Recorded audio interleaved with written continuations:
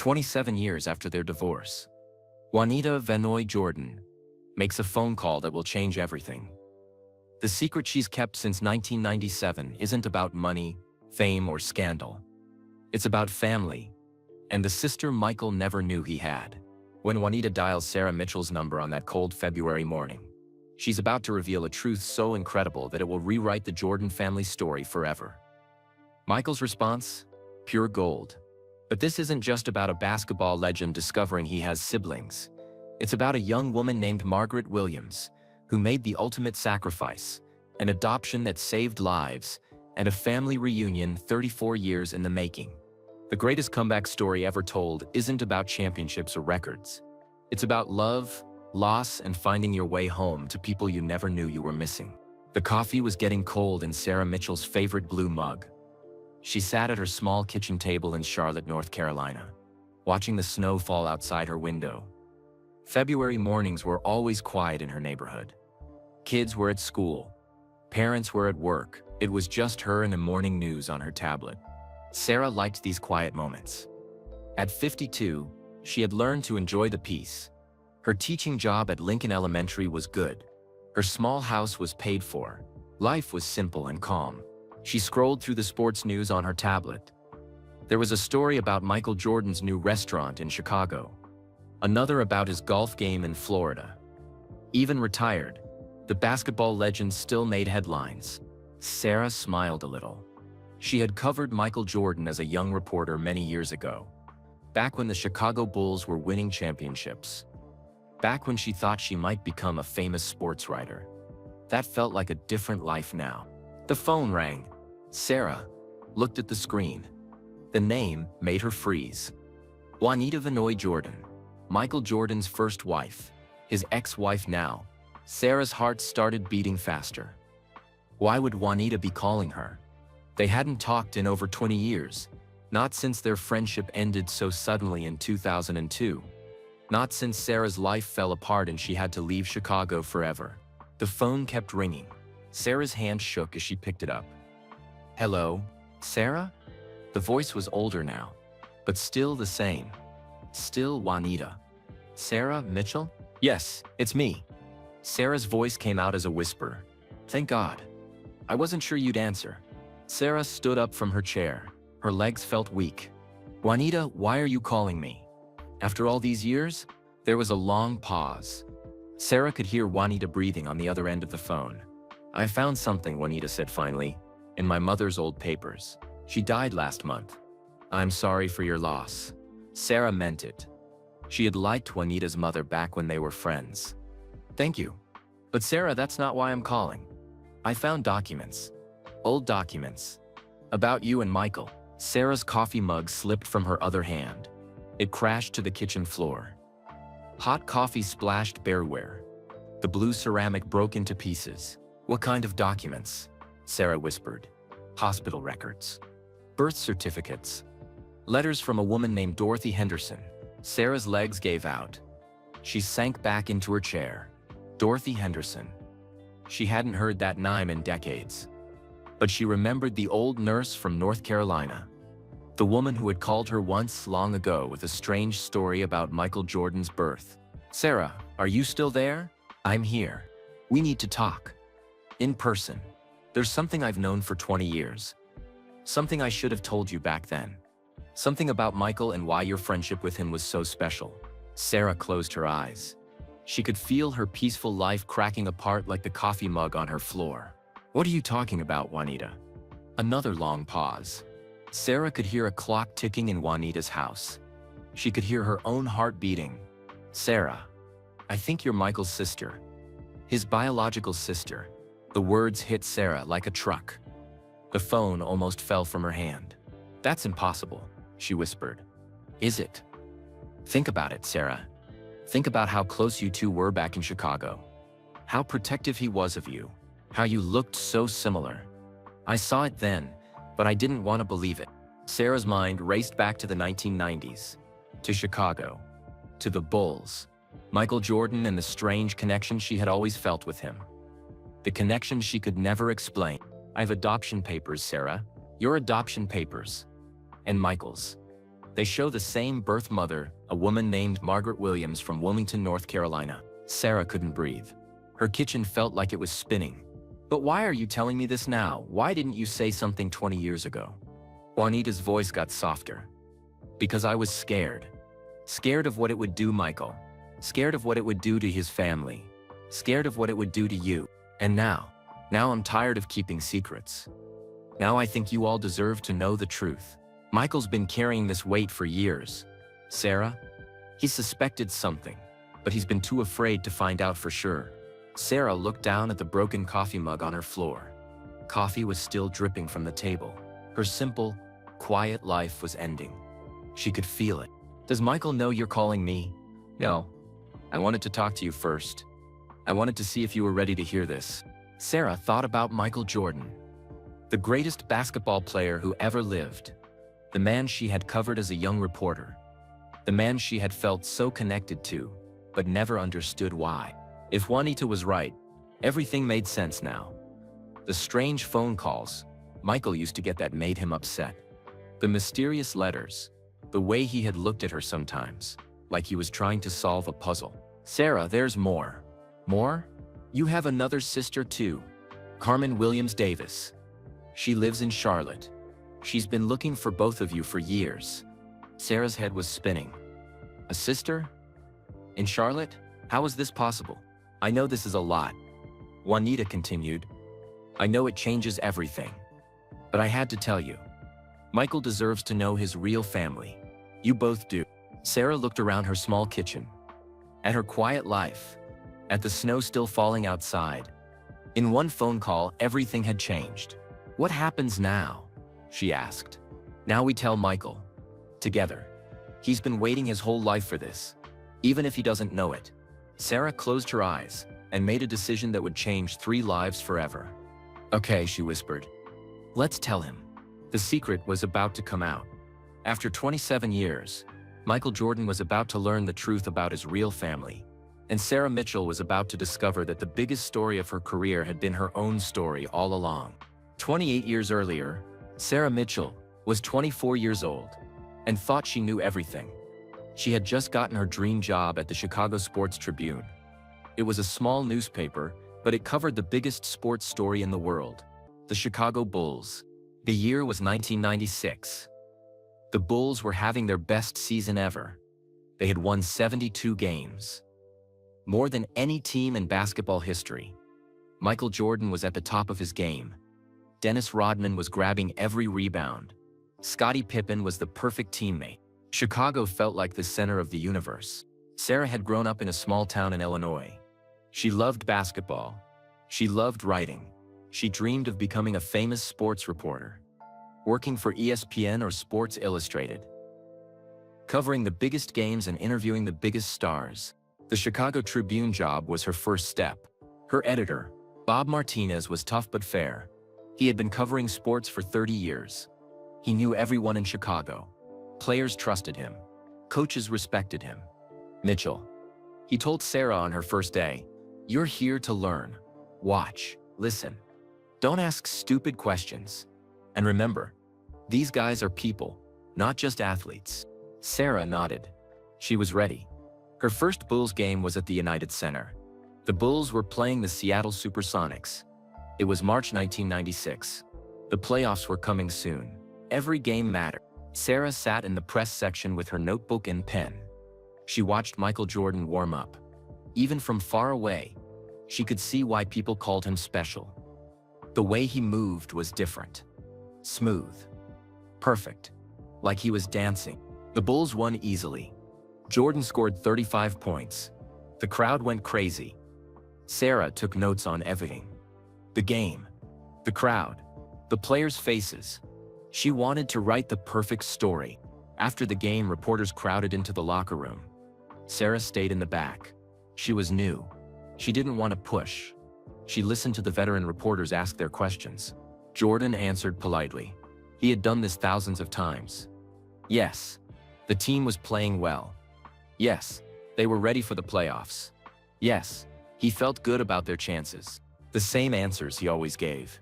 As the other reporters left, Sarah stayed behind. She was writing in her notebook when she heard a voice. "You're new." She looked up. Michael Jordan was standing right in front of her. Up close, he was taller than she expected. His eyes were kind but tired. "Yes, sir.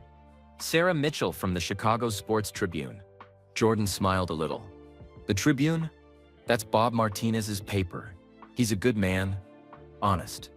He's teaching me a lot." Jordan sat down on the bench next to her. Sarah's heart was beating fast. She was talking to the greatest basketball player in the world.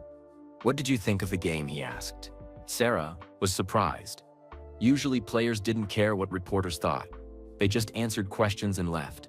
"You made it look easy," she said. "But I could tell you were working hard. Especially in the third quarter when Seattle made their run." Jordan looked at her more carefully. "You saw that?" "Yes. You changed your whole approach. You started getting your teammates more involved instead of trying to score everything yourself." Jordan nodded slowly. "Most reporters just look at the score. They don't see the game within the game." "I played basketball in college," Sarah said. "Not very well, but I understand how the game works." "Where did you go to school?" "Northern Illinois. I was on the women's team for 2 years." "What position?" "Point guard. I was too short to play anywhere else." Jordan laughed. It was the first real laugh Sarah had heard from him. "Height doesn't matter if you have heart. Some of the best players I know are shorter than people think they should be." They talked for another 10 minutes. About basketball. About college. About growing up in Illinois. Jordan was easy to talk to. Not like the superstar she expected. More like a regular person who happened to be really good at basketball. When Sarah got back to the newsroom, she wrote her story. But she didn't write about the interview with Jordan. She wrote about the game. The strategy. The way the Bulls worked as a team. Bob Martinez read it and nodded. "Good work, Mitchell. You saw things other people missed." 2 weeks later, Sarah was assigned to cover another Bulls game. This time against the Miami Heat. After the game, Jordan found her again. "How did we look tonight?" he asked.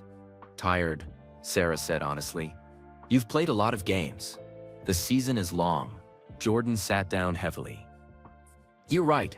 Sometimes I feel like I'm running on empty. But you keep going. That's the job. People depend on us. The fans. The city. My teammates." Sarah could see something in his eyes. A sadness she hadn't noticed before. Like he was carrying weight that no one else could see. "It must be hard," she said. "Being responsible for so much."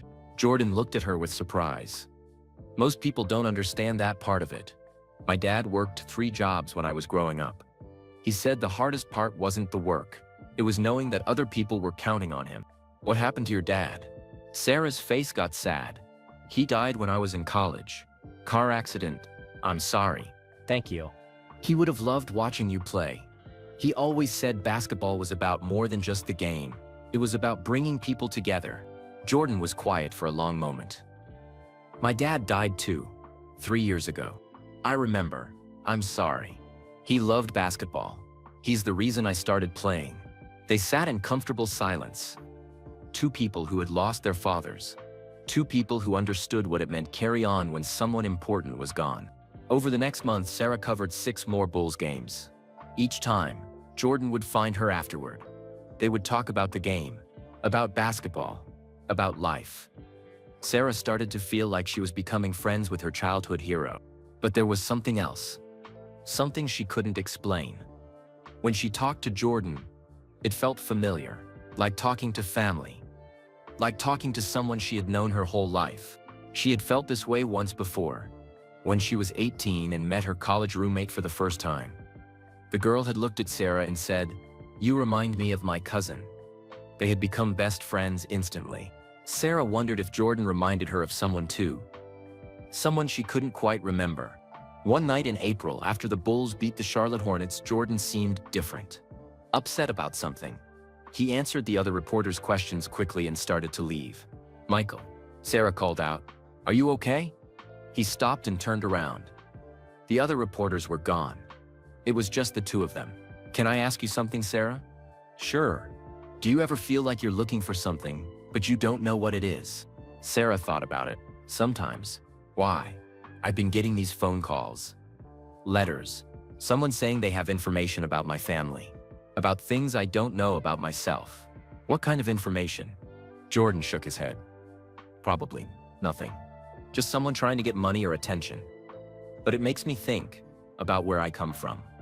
About whether there are things about myself I don't know. Sarah felt a chill run down her spine. She had gotten strange phone calls too. Someone asking about her adoption. About her birth parents. She had always ignored them. Maybe you should find out, she said quietly. Maybe I should. Jordan looked at her carefully. You understand, don't you? About wondering where you come from. Sarah nodded. I was adopted. I've wondered about my birth parents my whole life. Really? I never would have guessed. Why? You seem so sure of yourself. So confident about who you are. Sarah smiled sadly. That's just practice. When you don't know where you started, you have to work extra hard to figure out where you're going. Jordan stared at her for a long moment. You know what's strange? You remind me of someone. I can't figure out who. Sarah's heart skipped a beat. You remind me of someone too. They looked at each other in the empty locker room. Two adopted kids from Illinois. Two people carrying secrets they didn't understand. Neither of them knew that in just a few weeks Sarah would stumble onto the biggest story of her career. And neither of them knew that the story would be about both of them. The 1996 playoffs were about to begin. The Bulls were about to make history. And Sarah Mitchell was about to discover that sometimes the most important stories are the ones you're living yourself. The 1996 NBA Finals were everything Sarah had dreamed of covering. The Chicago Bulls against the Seattle Supersonics. The best team in basketball history against a tough, determined challenger. Sarah had press credentials for every game. She sat in the media section at the United Center watching history unfold. Game after game, Michael Jordan proved why people called him the greatest player ever. But Sarah noticed something the other reporters missed. Between games, Jordan seemed troubled. During practice sessions, he would get phone calls that made his face change. He would walk away from his teammates to take these calls. When he came back, he looked upset. Game 1 was at the United Center. The Bulls won easily. Jordan scored 28 points. The crowd was electric. Chicago felt like it owned the world. After the game, Sarah waited for Jordan like always. But this time was different. When the other reporters left, Jordan didn't come talk to her. He sat alone at his locker, staring at his phone. Michael? Sarah called softly. He looked up. His eyes were red, like he had been crying. You okay? Jordan forced a smile. Just tired. Long season. But Sarah could tell it wasn't tiredness. Something was really bothering him. Game 2 was closer. Seattle played better. They made it a real contest. But the Bulls still won. Jordan had 29 points and looked unstoppable. In the locker room afterward, Sarah watched Jordan answer questions from the other reporters. He gave the usual answers. The team played well. They were focused. They respected Seattle. But when the questions were over, Jordan didn't leave. He sat at his locker holding a piece of paper, a letter. Sarah stayed behind again. When they were alone, she approached him. Bad news? She asked, nodding at the letter. Jordan looked at the paper, then at Sarah. I don't know, maybe. Someone keeps writing to me about my family. About things I supposedly don't know. What kind of things? Jordan folded the letter and put it in his bag. Family history. Claims about my birth. It's probably nothing, but it bothers you. Yeah, it bothers me. Sarah sat down next to him. Do you want to talk about it? Jordan was quiet for a long moment. Have you ever felt like there were pieces of your life missing? Like there were things about yourself you should know but don't? Sarah's heart started beating faster. Yes, all the time. These letters, they make me feel that way. Like maybe my parents haven't told me everything about where I came from. Have you asked them? No. I love my parents, Sarah. James and Dolores Jordan are the best people I know. They sacrificed everything for me and my siblings. I don't want to hurt them by asking questions that might sound like I don't appreciate what they did. Sarah understood. She had never asked her adoptive parents about her birth family either. She was afraid it would hurt their feelings. But the not knowing is hurting you, she said. Yeah, it is. They flew to Seattle for games 3 and 4. Sarah had never been to Seattle before. The city was beautiful. mountains and water everywhere. But she couldn't enjoy it. She was too worried about Jordan. Game 3 was in Seattle. The Supersonics won. Their fans were loud and excited. Jordan played well, but the Bulls looked tired. The series was now after the game. Jordan was quiet. He answered reporters' questions with short responses. Yes, Seattle played well. Yes, the Bulls needed to be better. No, he wasn't worried. But Sarah could see the worry in his eyes. Game 4 was the hardest game to watch. Seattle won again. The series was tied 2-2. The Bulls were in real trouble. Jordan scored 23 points, but it wasn't enough. In the visiting locker room, Jordan sat alone again. This time he was holding his phone. Sarah could see that someone had been calling him repeatedly. More calls? She asked. Jordan nodded. Same person. Says she has important information about my birth. Says it's urgent. Maybe you should listen to what she has to say. What if it's something I don't want to know? Sarah thought about her own adoption. About the questions she had never asked. About the phone calls she had ignored. What if it's something you need to know? They flew back to Chicago for Game 5. The city was nervous. The Bulls had never lost a finals series with Jordan.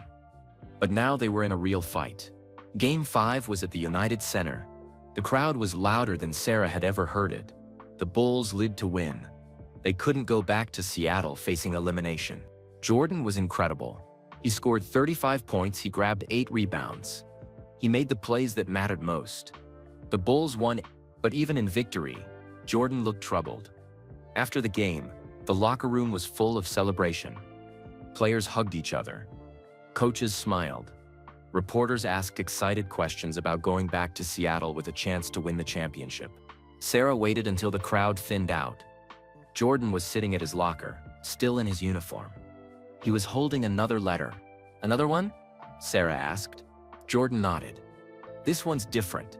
It has details. Things only family would know. He handed Sarah the letter. She read it quickly. It was from someone named Dorothy Henderson in North Carolina. The letter talked about a hospital in Wilmington. About a young woman who had given birth to a baby boy in 1963.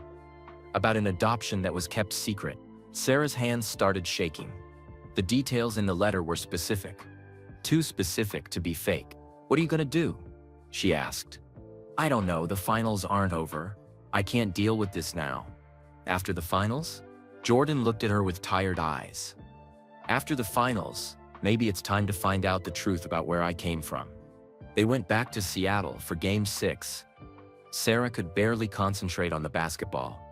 All she could think about was the letter. About the mysterious phone calls. About the secrets that seemed to be following both her and Jordan. Game 6 was June 16, 1996. A date Sarah would never forget. The Bulls won 87-75. Jordan scored 22 points. When the final buzzer sounded, he fell to the floor and started crying. Happy tears. Championship tears. But Sarah knew there were other emotions mixed in too. The weight of carrying secrets. The pressure of being perfect for everyone around him. She watched Jordan hug his teammates.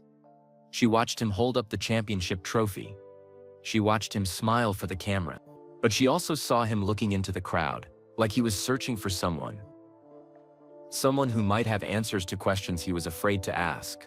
Later that night at the championship party, Sarah found herself talking to Juanita Jordan, Michael's wife.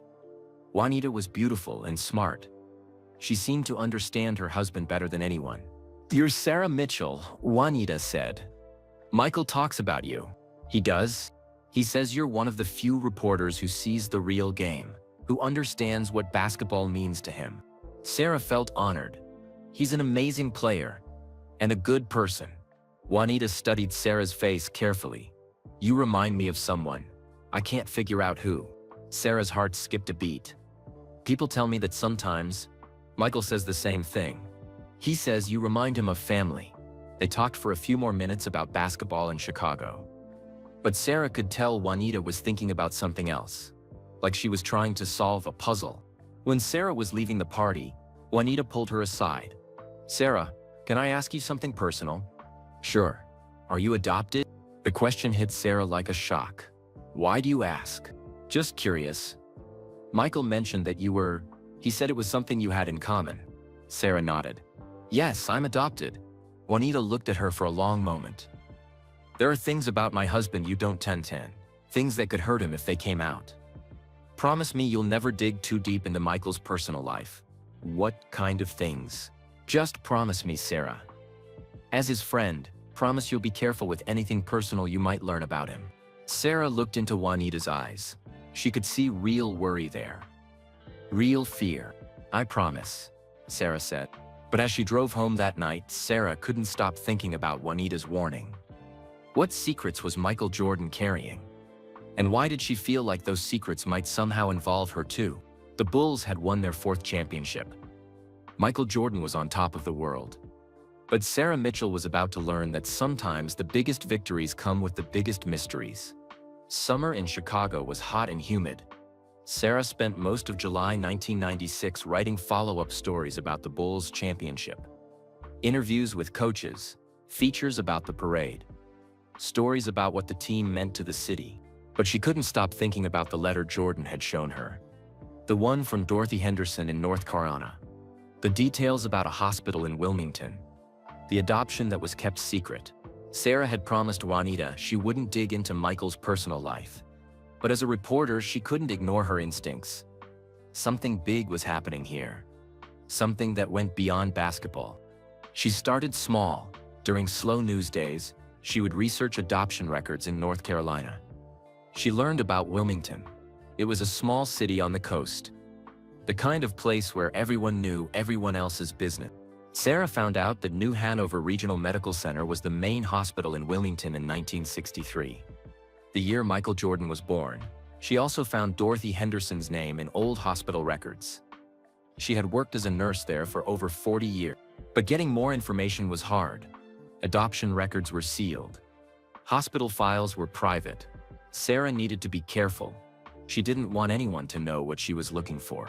One afternoon in August, Sarah called the hospital in Wilmington. She said she was working on a story about nursing careers in the 1960s. She asked to speak with Dorothy Henderson. I'm sorry, the receptionist said. Mrs. Henderson retired 5 years ago. She doesn't work here anymore. Do you have a phone number where I could reach her? I can't give out personal information, but I can tell you she still lives in Wilmington. Sarah hung up and tried a different approach. She called information and asked for Dorothy Henderson in Wilmington, North Carolina. I have 3D Hendersons. The operator said, which one do you want? Sarah took all 3 numbers. The first 2 were wrong. One was a man named David Henderson. The other was a woman who had never worked at a hospital. The 3rd number rang 4 times before someone answered. Hello? The voice was old and shaky. Is this Dorothy Henderson? The nurse who worked at New Hanover Hospital. There was a long pause. Who is this? The woman asked. Her voice sounded scared. My name is Sarah Mitchell. I'm a reporter from Chicago. I'm working on a story about...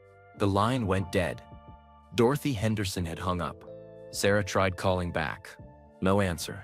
She waited a week and tried again. This time, Dorothy answered on the first ring, like she had been waiting by the phone. Stop calling me, Dorothy said before Sarah could speak. I don't want to talk to any reporters. Mrs. Henderson, please. I just need a few minutes. It's about Michael Jordan. Another long pause. That boy should know the truth, Dorothy whispered. But it would break his mama's heart. What truth? What are you talking about? I can't say over the phone. Too dangerous. People listen to phone calls these days. Can I come see you? In person? No. Too risky. They might be watching. Sarah was confused. Who might be watching? The people who want to keep the secret buried. The people who have the most to lose if the truth comes out. Mrs. Henderson, I don't understand. What secret? What truth about Michael Jordan? Dorothy's voice got even quieter. That boy isn't who he thinks he is. Neither are you, probably. There are more of you out there. More children who don't know where they really came from. Sarah's heart started racing. What do you mean, neither am I? I've been watching you on TV, girl. Covering those basketball games. You look just like her. Just like the mother. What mother? Whose mother? Margaret Williams.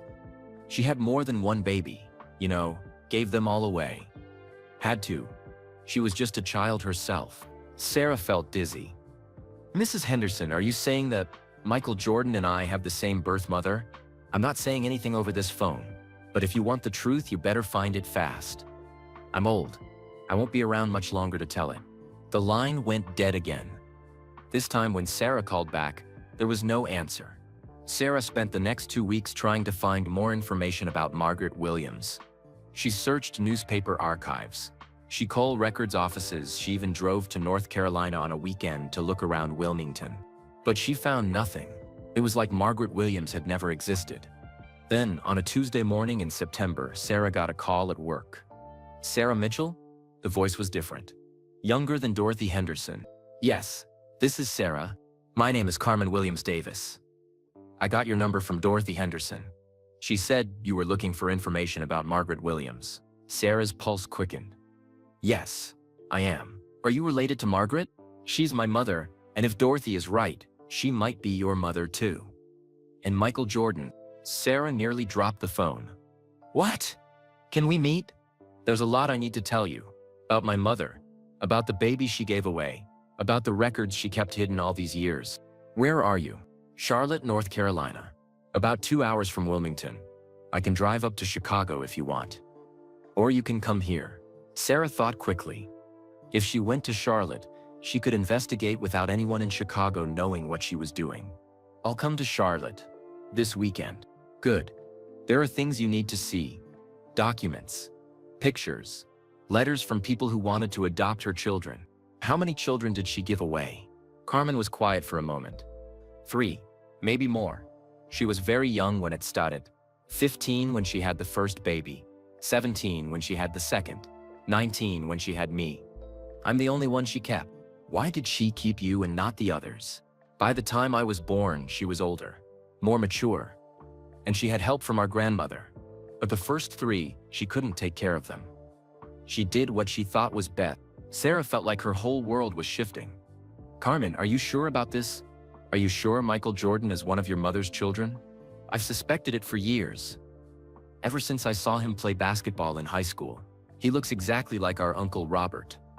Same height, same build, same way of moving. But I never had proof until Dorothy contacted me last month. What kind of proof? Hospital records, birth certificates, letters between my mother and the adoption agencies. Dorothy kept copies of everything. She said someday the children would want to know the truth. Sarah booked a flight to Charlotte for that weekend. She told her editor she was working on a feature story about basketball in North Carolina.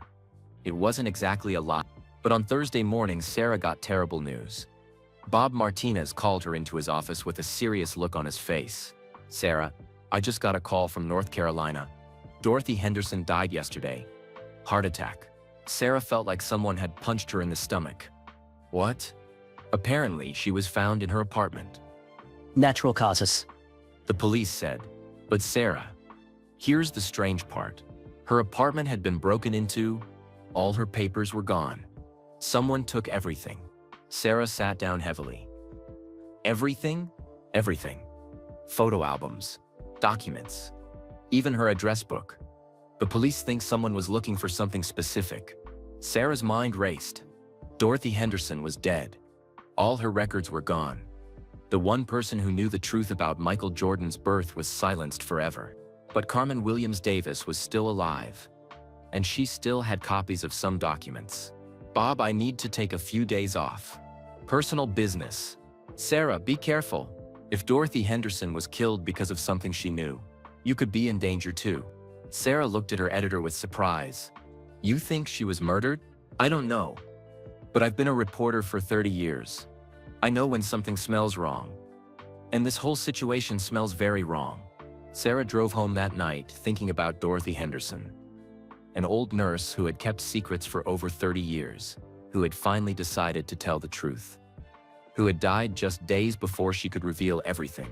She also thought about Michael Jordan, about the mysterious phone calls and letters he had been getting, about the weight he seemed to be carrying, about the championship celebration where he looked like he was searching for someone in the crowd.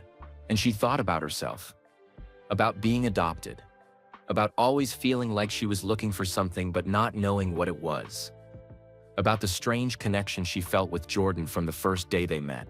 Maybe Dorothy Henderson was right. Maybe there were more children out there who didn't know where they came from. Maybe the truth was bigger than anyone imagined. Sarah packed a bag for Charlotte. She was going to meet Carmen Williams Davis. She was going to see whatever documents were left. She was going to find out if she and Michael Jordan were really brother and sister. The investigation that had started with a basketball story was about to become the most important search of Sarah's life, but she had no idea that finding the truth would change everything. For her, for Michael, and for a family that had been separated for over 30 years. Spring 1997 came to Chicago like a promise. The Bulls were back in the playoffs, chasing their 5th championship.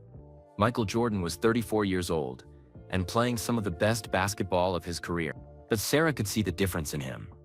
During the regular season, Jordan had seemed angry. Not just competitive angry, something deeper. Something that made him push harder, score more, demand more from his teammates. Sarah had met with Carmen Williams Davis in Charlotte. Over the winter, Carmen had shown her documents that changed everything. Birth certificates with Margaret Williams listed as the mother. Hospital records from Wilmington. Letters between Margaret and adoption agencies. The evidence was clear. Sarah Mitchell and Michael Jordan were biological siblings. They shared the same birth mother. But Sarah hadn't told Michael yet. She couldn't. Not during the season. Not when he was carrying the Bulls toward another championship. The knowledge would destroy his focus. Maybe destroy his relationships with the parents who raised him.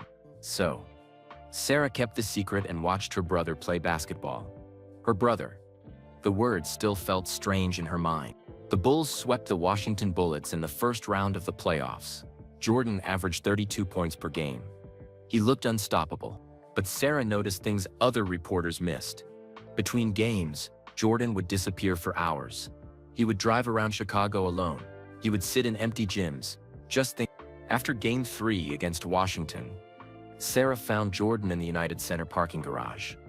He was sitting in his car, engine running, but not going anywhere. She knocked on his window. He rolled it down. "You okay?" she asked. Jordan looked exhausted. "Just thinking." "About what?" "About family. About truth. About whether I really want to know the answers to questions I've been asking." Sarah's heart started racing. "What questions?" "I hired a private investigator, Sarah, to look into those letters I've been getting, to find out if there's any truth to them." Sarah felt like the ground was shifting under her feet. "What did you find out?" "That I might have siblings I don't know about. That my birth mother is still alive.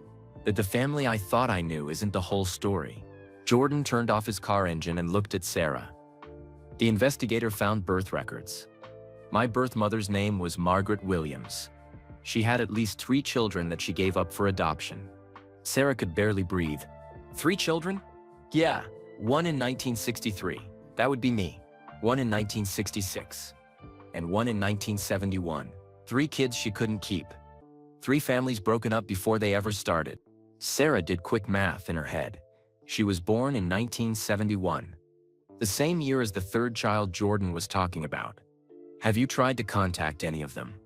"Your siblings?" Jordan shook his head. "I'm scared, Sarah. What if they don't want to know me? What if I ruin their lives by showing up and telling them they have a famous brother? What if my parents feel betrayed because I went looking for my birth family?" Sarah wanted to tell him everything right then. That she was one of those siblings. That he wasn't alone. That she had been looking for him without knowing it. Her whole life. But she couldn't. Not yet. Not until the playoffs were over. "Maybe your siblings are looking for you too," she said quietly. Jordan looked at her with surprise. "You think so? If I had a brother or sister out there, I'd want to find them. Wouldn't you?" "Yeah, I would." They sat in silence for a moment. Brother and sister, talking about finding each other, not knowing they already had. The Bulls beat Miami in the 2nd round. Then they faced the Indiana Pacers in the Eastern Conference Finals. The Pacers were tough, physical. They pushed the Bulls to 7 games. During Game 6 in Indianapolis, Sarah watched Jordan play with fury she had never seen before. He scored 39 points. He grabbed 11 rebounds. He looked like he was fighting for more than just a basketball game. After the Bulls won, Jordan found Sarah in the hallway outside the locker room. "I made a decision," he said. About what? About my birth family. After we win the finals, I'm gonna find them. All of them. I'm tired of carrying this weight. I need to know where I come from. Sarah's hands were shaking. Are you sure? I've been thinking about what you said. About how they might be looking for me too. Maybe it's time we all stopped looking and started finding. The finals were against the Utah Jazz. Karl Malone and John Stockton. Two great players who had never won a championship. The series was brutal, physical. Every game was close. Sarah covered every game, but she could barely concentrate on basketball. All she could think about was Michael's decision to find his birth family. All she could think about was that she was part of that family. Game 5 was in Salt Lake City. The Bulls won 90-88. Jordan had 38 points. And the game-winning shot. Sarah watched him celebrate with his teammates and wondered what he would say when he found out the truth about her. After the game, Jordan seemed different. Lighter somehow. Like a weight had been lifted. One more win, he told Sarah. One more win and then I can focus on the rest of my life. The rest of your life? Finding my family. Learning who I really am. Maybe understanding why I always felt like something was missing. Sarah looked at her brother, and made a decision. After Game 6, she would tell him everything. She would show him the documents Carmen had given her. She would explain that his search was over because his sister had been right next to him all along. Game 6 was June 13, 1997, at the United Center. Sarah had covered hundreds of basketball games, but she had never felt anything like this. The crowd was electric. The Bulls were one win away from their 5th championship. Michael Jordan was one game away from basketball immortality. But for Sarah, it was something else. It was the last game before her life changed forever. The last game before she told Michael Jordan that she was his sister. The Bulls won 90-86. Jordan scored 39 points. When the final buzzer sounded, he collapsed on the court in exhaustion and joy. His teammates piled on top of him. The crowd went crazy. Sarah watched from the press section, tears streaming down her face. She was watching her brother win his 5th championship. Her brother, who didn't know she existed. After the celebration died down, Sarah waited in the empty arena. She knew Jordan would come back to get something from his locker. He always did after big games. Sure enough, 20 minutes later, Jordan walked back into the arena. He was alone, carrying his championship trophy. "Sarah?" he called when he saw her. "What are you still doing here?" "Waiting for you." "Why?" Sarah took a deep breath. This was it. The moment that would change everything. "Michael, I need to tell you something. About your birth family. About your siblings." Jordan set down his trophy and walked over to her. "What about them? You said your investigator found records of 3 children born to Margaret Williams. One in 1963, one in 19... That's right." Sarah pulled an envelope out of her bag. Inside were copies of all the documents Carmen had shown her. Birth certificates, hospital records, adoption papers. "Michael, I was born in 1971. I was adopted. My birth mother's name was Margaret Williams." Jordan stared at her for a long moment. "What are you saying?" "I'm saying your search is over. I'm your sister. I've been your sister this whole time." The championship trophy fell from Jordan's hands and hit the floor with a loud clang. The sound echoed through the empty United Center like a thunderclap. Michael Jordan, the greatest basketball player who ever lived, sat down hard on the nearest bench and started to cry. The empty United Center felt huge around them. Sarah sat down next to Michael on the bench. She had imagined this moment 100 times, but she never thought it would happen like this. In an empty basketball arena. After a championship game, with her brother crying beside her. "I don't understand," Michael said through his tears. "How is this possible?" Sarah opened the envelope and spread the documents on the bench between them. Birth certificates, hospital records, adoption papers, all the proof Carmen Williams Davis had shared with her. "Look at this," Sarah said, pointing to her birth certificate. "Margaret Williams, born in Wilmington, North Carolina. Mother's age 19. Same as your birth mother." Michael picked up the paper with shaking hands. "The dates match. The hospital matches. Everything matches. There's more." Sarah showed him another document. "This is a letter from Margaret to the adoption agency. She writes about having to give up her 3rd child She mentions her other 2 children that she had already given away. Michael read the letter slowly. She talks about a son born in 1963 who was adopted by a family in Chicago. That's me. And she talks about hoping someday all her children would find each other. Michael looked at Sarah with amazement. You mean you've known this whole time? All season long you knew we were brother and sister? Sarah shook her head. I only found out this winter, after I met Carmen and Charlotte. I wanted to tell you, but I couldn't. Not during the playoffs. Not when you needed to focus on basketball. Carmen? Who's Carmen? Our sister. Our other sister. Margaret kept her. She's 31 now. Lives in Charlotte. She's been looking for us for years. Michael stood up and started pacing. Another sister? How many of us are there? Carmen thinks at least 3. You, me, and her. But there might be more. Margaret was very young when this all started. 15 when she had her first baby. Her first baby. That would be me. Sarah nodded. Carmen has been watching your career since high school.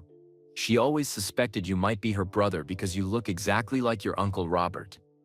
But she never had proof until Dorothy Henderson contacted her. Dorothy Henderson. The nurse who kept calling me.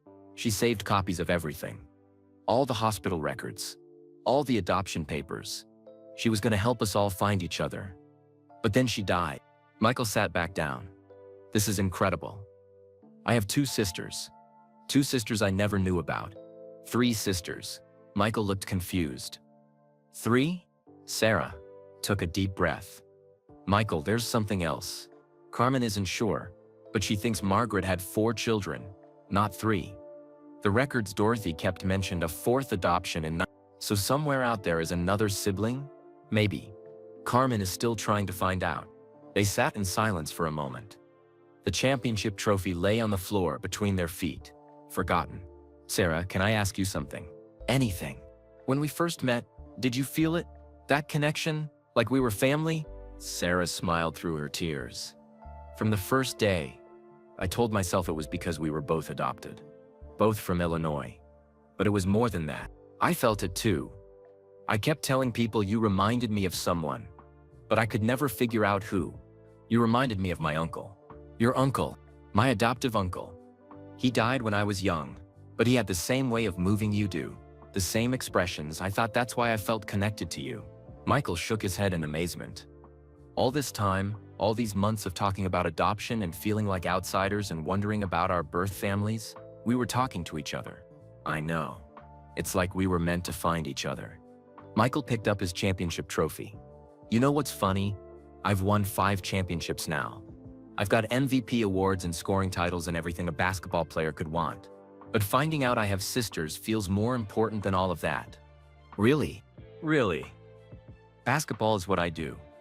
But family is who I am. Sarah felt overwhelmed with emotion. Michael, what happens now? Do we tell our parents? Do we go public with this? Michael thought for a moment. First, I want to meet Carmen. I want to see our other sister. Then we figure out how to tell the people who raised us without hurting their feelings. Are you worried about that? About how James and Dolores will react? A little. They're my parents in every way that matters. They raised me. They sacrificed for me. They made me who I am. I don't want them to think I'm replacing them. Sarah understood. My adoptive parents feel the same way to me. They're my real parents even if they didn't give birth to me. But we still need to know where we came from. Yes, we do. Michael stood up and helped Sarah to her feet. Sarah, can I hug my sister? Sarah started crying again. I would love that. They hugged in the middle of the empty basketball court. Brother and sister. 2 adopted kids from Illinois who had found each other by accident while covering basketball games. I have one more question, Michael said when they pulled apart. What? Is Margaret still alive? Our birth mother. Sarah's face got sad. Carmen thinks so, but she's very sick. Cancer. She might not have much time left. Michael's expression became serious. Then we need to find her soon. All of us. We need to meet her while we still can. Are you ready for that? To meet the woman who gave you away? Michael thought about it. I don't know, but I think I need to try. I need to understand why she made the choices she made. And I need to thank her. Thank her? for giving me to James and Dolores Jordan, for making sure I ended up with parents who could give me the life I needed, for being brave enough to let me go so I could become who I was meant to be. Sarah felt a new wave of emotion. Her brother wasn't angry about being given up for adoption. He was grateful. Michael, there's one more thing Carmen told me about Margaret. What? She's been watching your career, watching you play basketball. Carmen says she's proud of you. She's proud of who you became. Michael started crying again. She knows about me. She's known all along. She just never thought she had the right to contact you. She was afraid it would hurt your relationship with your parents. But she wanted to contact me? According to Carmen, she's wanted to meet you since you were in high school. But she was scared. Scared you wouldn't want to see her. Scared you'd be angry. Michael wiped his eyes. I'm not angry. I'm grateful. And I want to meet her. All of us together. Sarah felt like her heart might burst. So what do we do now? Now we go to Charlotte. We meet Carmen. We plan a trip to see Margaret. And we start being a family. What about the media? What about your privacy? Michael picked up his championship trophy again. We keep this private for now. This is family business. The world doesn't need to know until we're ready to tell them. They walked toward the exit together. Sarah looked back at the basketball court where she had just learned the most important truth of her life. Michael? Yeah? I'm glad it was you. I'm glad my brother is someone I already loved and respected. Michael smiled. I'm glad it's you too. I'm glad my sister is someone who saw me as a person, not just a basketball player. They walked out of the United Center together. Brother and sister. Two people who had been searching for family their whole lives and had found each other in the most unexpected place. Tomorrow they would start the next chapter of their lives. But tonight, they just wanted to be siblings. They wanted to call Carmen and tell her the news. They wanted to start planning a reunion that was 34 years in the making. The championship was over. The real victory was just beginning.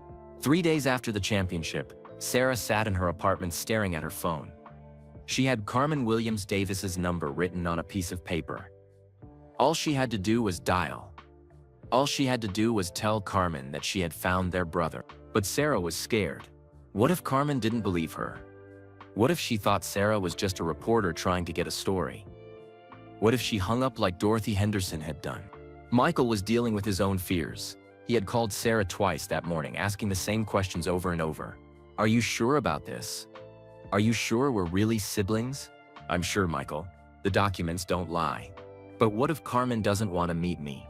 What if she's built this fantasy about having a famous brother and the reality disappoints her? Sarah understood his worry. Michael, she's been looking for you for 15 years.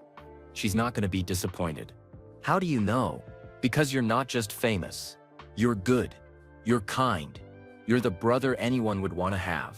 That afternoon, Sarah finally made the call. Carmen answered on the second ring. Hello, Carmen. This is Sarah Mitchell. We met in Charlotte a few months ago. Sarah, I was hoping you'd call. Did you find anything more about Michael Jordan? Do you think he really could be our brother? Sarah took a deep breath. Carmen, I need to tell you something. I found him. I found our brother. Silence on the other end of the phone. Carmen, are you there? You found him? You mean you have proof that Michael Jordan is my brother? More than that. I told him about us. He knows everything. Carmen started crying.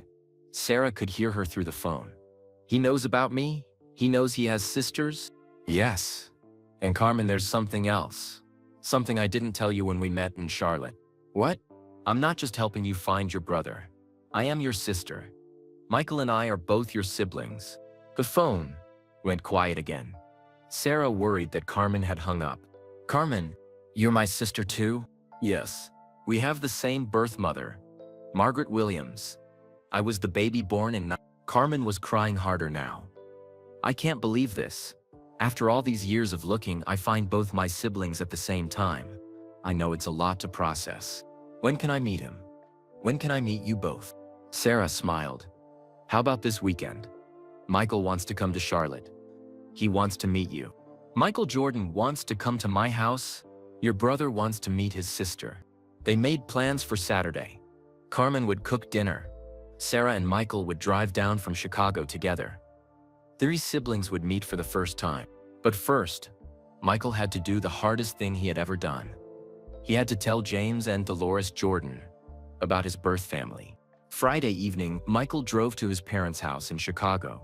Sarah went with him for moral support. They sat in his car outside the house for 20 minutes before Michael got the courage to go inside. "What if they're hurt?" Michael asked. "What if they think I don't love them anymore?" "They won't think that. They know you love them. But what if they feel like I'm replacing them?" Sarah took his hand. "Michael, you're not replacing them. You're adding to your family. There's a difference." They walked up to the front door together. Dolores Jordan answered with a big smile. "Michael, what a nice surprise. And Sarah, how wonderful to see you again." James Jordan was in the living room watching television. He stood up to hug his son. "Congratulations on the championship," he said. "Number 5. I'm so proud of you." "Thanks, Dad." "Mom, Dad, can we sit down? I need to talk to you about something important." Dolores and James exchanged worried looks. They sat on the couch. Michael and Sarah sat across from them. "Is everything okay?" Dolores asked. Michael took a deep breath. "Mom, Dad, I need to tell you something. About my birth family." The room got very quiet. "You know, I was adopted," Michael continued. "You've always been honest about that. And you know how grateful I am that you chose me. You gave me everything. Love, support, opportunities. You made me who I am." "Michael, you don't have to," James started. "Let me finish, Dad. Please." Michael told them everything. About the letters from Dorothy Henderson. About the private investigator. About finding out he had sisters. About discovering that Sarah was one of those sisters. When he finished, the room was silent. Dolores was crying. "Oh, Michael, my sweet boy. Are you happy? Are you happy you found them?" Michael was surprised by her reaction. "You're not upset?" "Upset? Why would I be upset? I thought you might feel like I was looking for a replacement family." James leaned forward. "Son, you couldn't replace us any more than we could replace you. We're family. That doesn't change just because you found your birth family.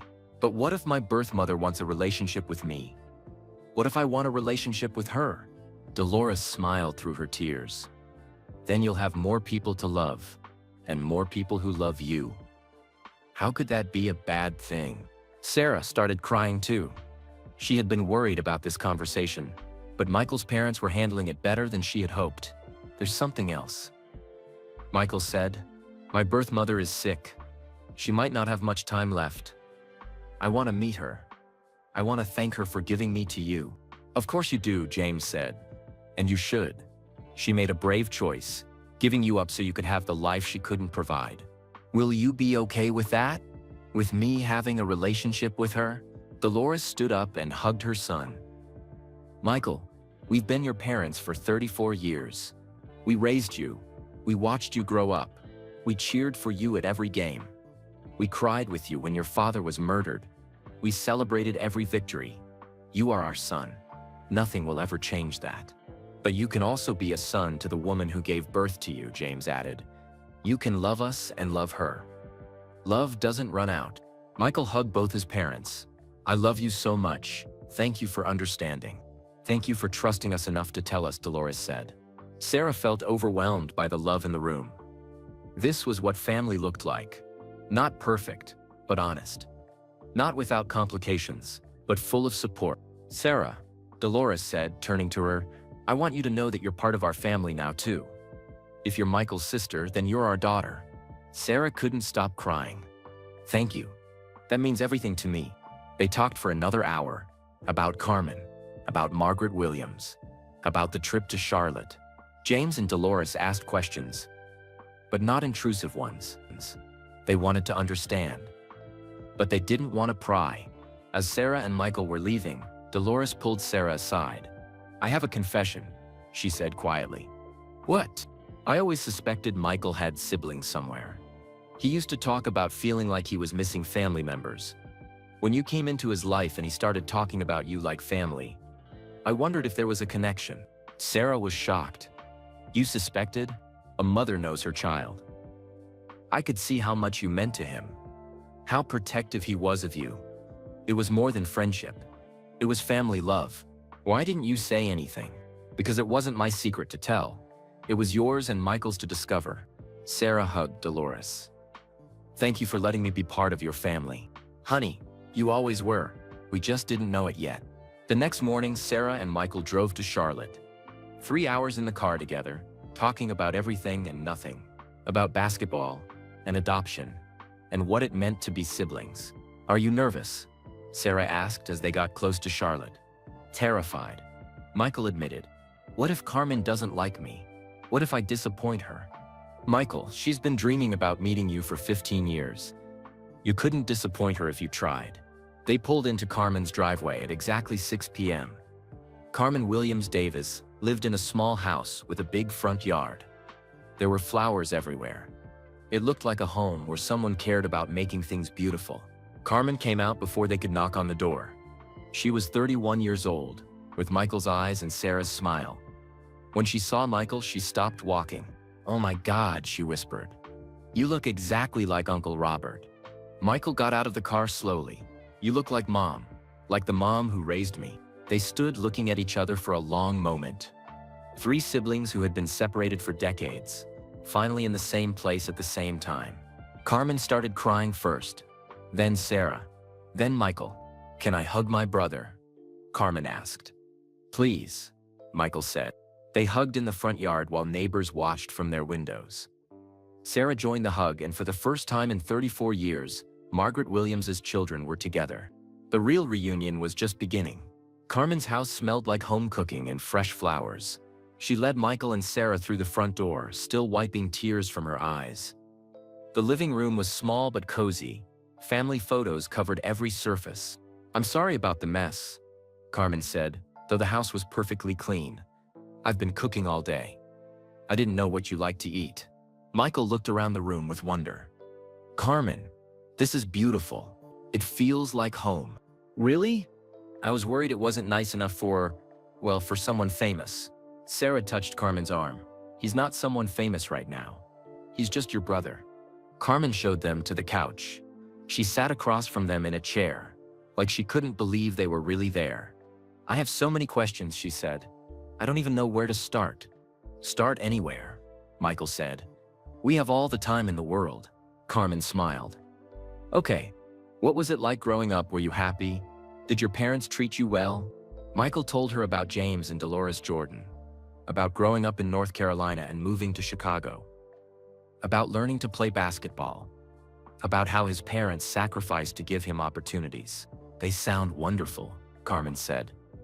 "I'm glad you had good parents." "What about you?" Sarah asked. "What was it like being the child Margaret kept?" Carmen's face got sad. "It was hard, really hard. My mom was 19 when I was born. She was still figuring out how to be an adult, let alone a mother." She told them about their birth mother. Margaret Williams had worked 3 jobs to support Carmen. She cleaned offices at night. She worked at a grocery store during the day. She babysat other people's children on weekends. "She never complained," Carmen said, "but I could see how tired she was, how hard she was working. Sometimes I wondered if she wished she had given me away too." "Did she ever talk about us?" Michael asks quietly. "About the children she gave up?" Carmen nodded. "All the time. She kept a scrapbook about you, Michael. Every newspaper article, every magazine cover, every basketball highlight. She was so proud of you." Michael started crying again. "She followed my career from high school on. She would cut out articles and paste them in this big book. She would show them to her friends and say, 'That's my son. I gave him life. And look what he did with it.'" "What about me?" Sarah asked. "Did she know what happened to me?" Carmen shook her head. "She tried to find you, but it was harder. Your adoption was more private. She knew you were in Illinois somewhere, but she couldn't find out more than that." Carmen went to a closet and brought back a box. "I want to show you something." Inside the box were photos, old hospital bracelets, birth certificates, and letters. Dozens of letters that Margaret had written but never sent. "She wrote to you both over the years," Carmen explained. "Birthday letters, Christmas letters, letters when you graduated from high school or college, letters when she was proud of you or worried about you. Michael picked up one of the letters. It was addressed to my son Michael and dated. "Can I read this?" he asked. "Of course. They're yours." Michael read the letter out loud.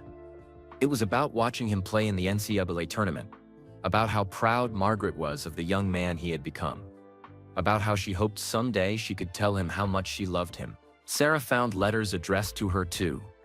Letters Margaret had written hoping her daughter was happy and healthy and loved. "She never stopped thinking about you," Carmen said. "Either of you." They spent the next 2 hours looking through the box. Photos of Margaret as a young woman. Documents about the adoptions. More letters full of love and regret and hope. "Carmen," Michael said finally, "where is she now?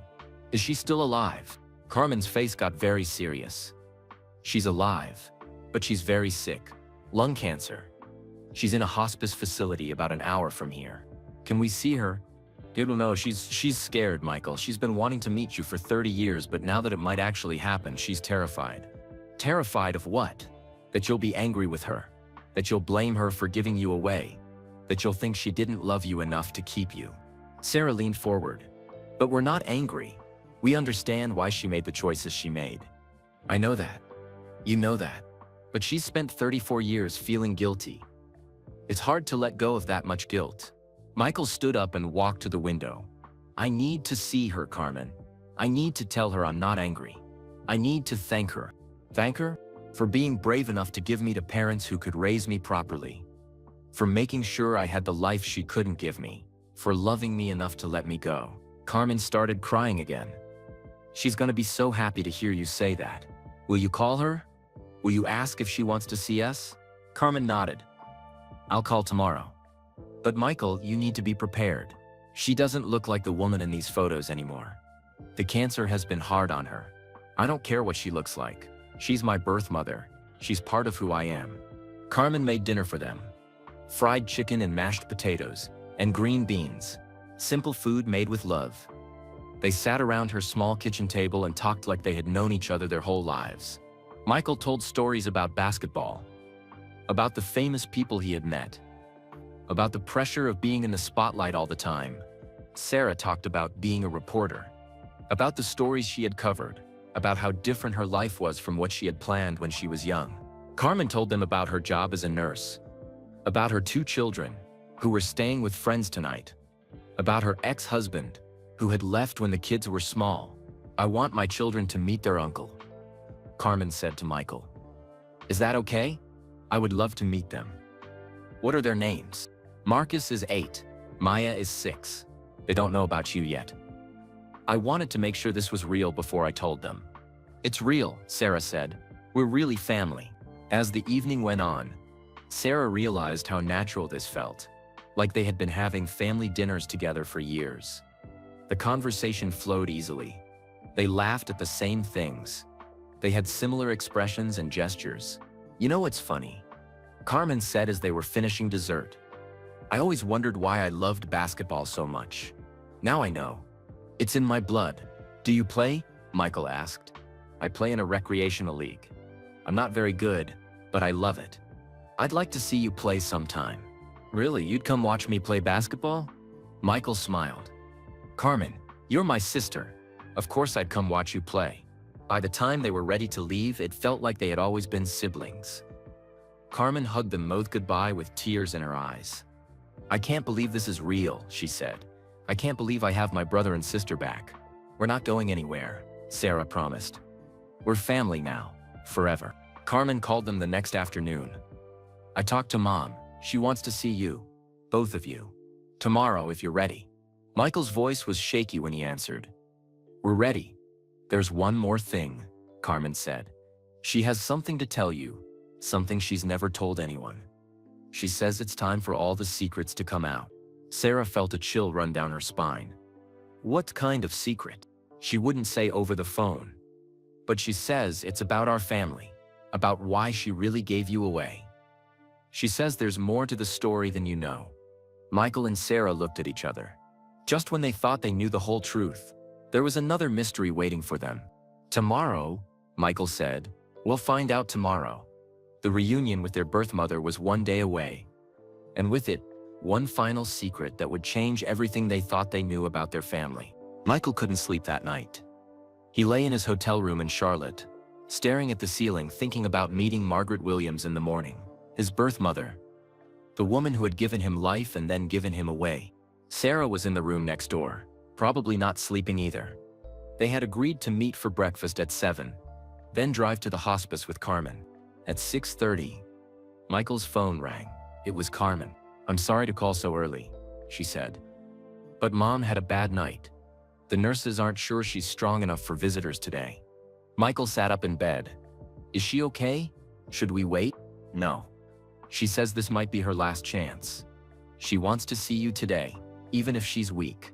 But Michael, you need to be prepared. She might not be able to talk for very long. We'll be ready." Michael knocked on Sarah's door. She was already dressed and ready to go. "I heard the phone," she said. "Is everything okay? Margaret had a rough night, but she still wants to see us." They met Carmen in the hotel lobby.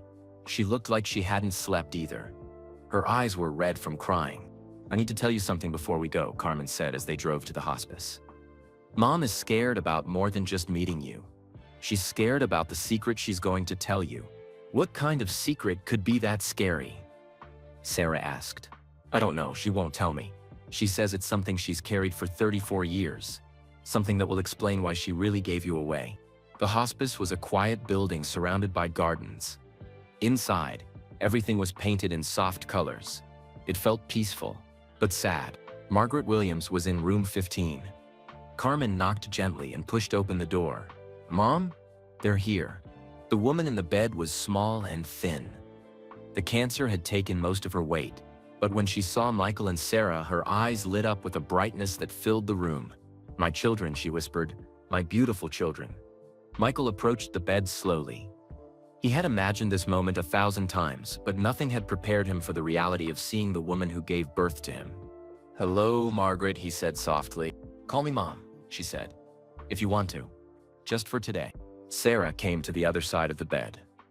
Margaret reached out with shaking hands to touch both their faces. "You're so beautiful," she cried. "Both of you. You grew up to be such beautiful people." They talked for a few minutes about simple things. Michael's basketball career, Sarah's job as a reporter, Carmen's children. Margaret listened to every word like she was memorizing their voices. "I need to tell you why I gave you away," Margaret said finally. "The real reason. Not just because I was young. There was something else." Michael took her hand. "You don't have to explain anything to us. We understand." "No, you don't. Nobody does. Because I've been lying for 34 years. The room got very quiet. "What do you mean, lying?" Sarah asked gently. Margaret closed her eyes and took a deep breath. "I told everyone I was just a young girl who got pregnant. That I gave my babies away because I couldn't take care of them. But that wasn't the whole truth." "What was the whole truth?" "I was married. Both times. When I had Michael and when I had Sarah." Carmen gasped. "Mom, you never told me you were married before Dad." "Because I was ashamed. Because the marriages were mistakes. Because I was running from something terrible." Margaret told them a story that broke their hearts. When she was 15, she had been forced to marry a man named Robert Thompson. He was 35 years old and abusive. Her own parents had arranged the marriage because they owed Robert money. "When I got pregnant with Michael, I knew I had to get the baby away from Robert. He was violent. He drank too much. He said he would make my son just like him." Michael felt sick. "So you gave me away to protect me?" "I found James and Dolores Jordan through a church program. They were good people who wanted a child. I gave you to them and ran away from Robert." "What happened then?" "I hid for 2 years. But Robert found me and dragged me back. He said if I ever ran away again, he would find you and hurt you." Sarah started crying. "So you stayed with him?" "For a while. Until I got pregnant again. With you, Sarah. Then I knew I had to get another baby to safety." Margaret explained that she had given birth to Sarah in secret and immediately given her to another family. Then she had run away from Robert again. This time for good. "I changed my name. I moved to a different state. I started over completely. 3 years later, I met Carmen's father. He was a good man. We had a real marriage. A loving marriage. Why didn't you tell us any of this before? Carmen asked. Because I was still scared. Even after Robert died 10 years ago, I was still scared. I thought maybe Michael would be angry that I didn't try harder to keep him. I thought Sarah would hate me for giving her away to strangers. Michael was crying now. Margaret, Mom, I could never hate you for saving me. You protected me from something terrible. You gave me the best parents in the world, Sarah added. You made sure I was safe. Margaret smiled through her tears. There's one more thing. The reason I'm telling you this now. What? Robert Thompson had children from other relationships. Children he abused and abandoned. Some of those children ended up in adoption too. I've always worried that you might have other siblings out there. Half-siblings from your biological father. Sarah felt like the room was spinning. You mean there might be more of us? I don't know for sure. But I wanted you to know the truth. All of it. So if you ever find other family members, you'll understand why I made the choices I made. They sat in silence for a long moment, processing everything Margaret had told them. Are you sorry?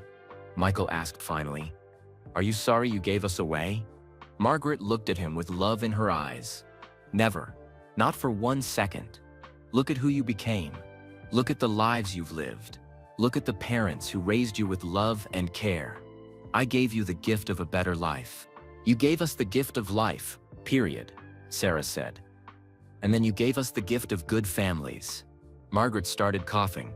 Carmen checked her oxygen levels and adjusted her mask. Mom needs to rest now, Carmen said gently. But Margaret pulled off her oxygen mask. Wait. I need to ask you something. What? Can you forgive me for giving you away, for not being the mother you deserved? Michael leaned down and kissed her forehead. There's nothing to forgive. You were the mother we needed. You saved us. Sarah kissed her other cheek. Thank you for being brave enough to let us go. Thank you for choosing love over keeping us. Margaret closed her eyes with peace on her face. I've been waiting 34 years to hear those words. Carmen walked them to the parking lot after Margaret fell asleep. I'm glad she told you, Carmen said. She's been carrying that guilt her whole life. She was a hero, Michael said. She saved us from something terrible. Will you come back tomorrow? Carmen asked. She might not have many more days. Of course, Sarah said. We'll come back every day until... She couldn't finish the sentence. They drove back to the hotel in silence, each lost in their own thoughts. They had come looking for their birth mother and found a woman who had sacrificed everything to protect them. That night, Michael called James and Dolores Jordan.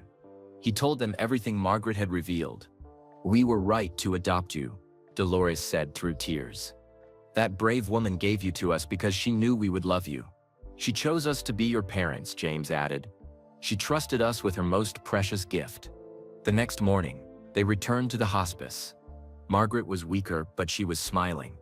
I had the most beautiful dream, she told them. I dreamed all my children were together. All of them safe and loved and happy. We are together, Michael said. And we are safe and loved and happy. Margaret looked at each of them one last time. Promise me you'll take care of each other. Promise me you'll be a family. We promise, they said together. Margaret Williams died peacefully that afternoon, holding hands with all 3 of her children. She died knowing that the babies she had given away had grown up to be good people. She died knowing they understood her choices. She died knowing they forgave her. But she also died knowing there might be more children out there. More siblings who didn't know where they came from. More family members waiting to be found. The search wasn't over. It was just beginning. The next morning, Patricia Anderson woke up in Carmen's guest room feeling like her whole life had changed overnight. For the first time in 39 years, she wasn't alone in the world. She had siblings. Real siblings who shared her blood and her history. Down in the kitchen, Carmen was making breakfast for everyone. Michael and Sarah had stayed over too. None of them wanted to leave. After decades of being apart, they wanted to stay together as long as possible. I still can't believe this is real, Patricia said, as she joined the others at the breakfast table. I know what you mean, Sarah said. Yesterday morning I had 1 brother and 1 sister. Now I have 2 sisters and we're all trying to solve a mystery about your birth father. Michael was quiet during breakfast. He kept looking at Patricia like he was trying to solve a puzzle. Patricia, he said finally, Can I ask you something personal?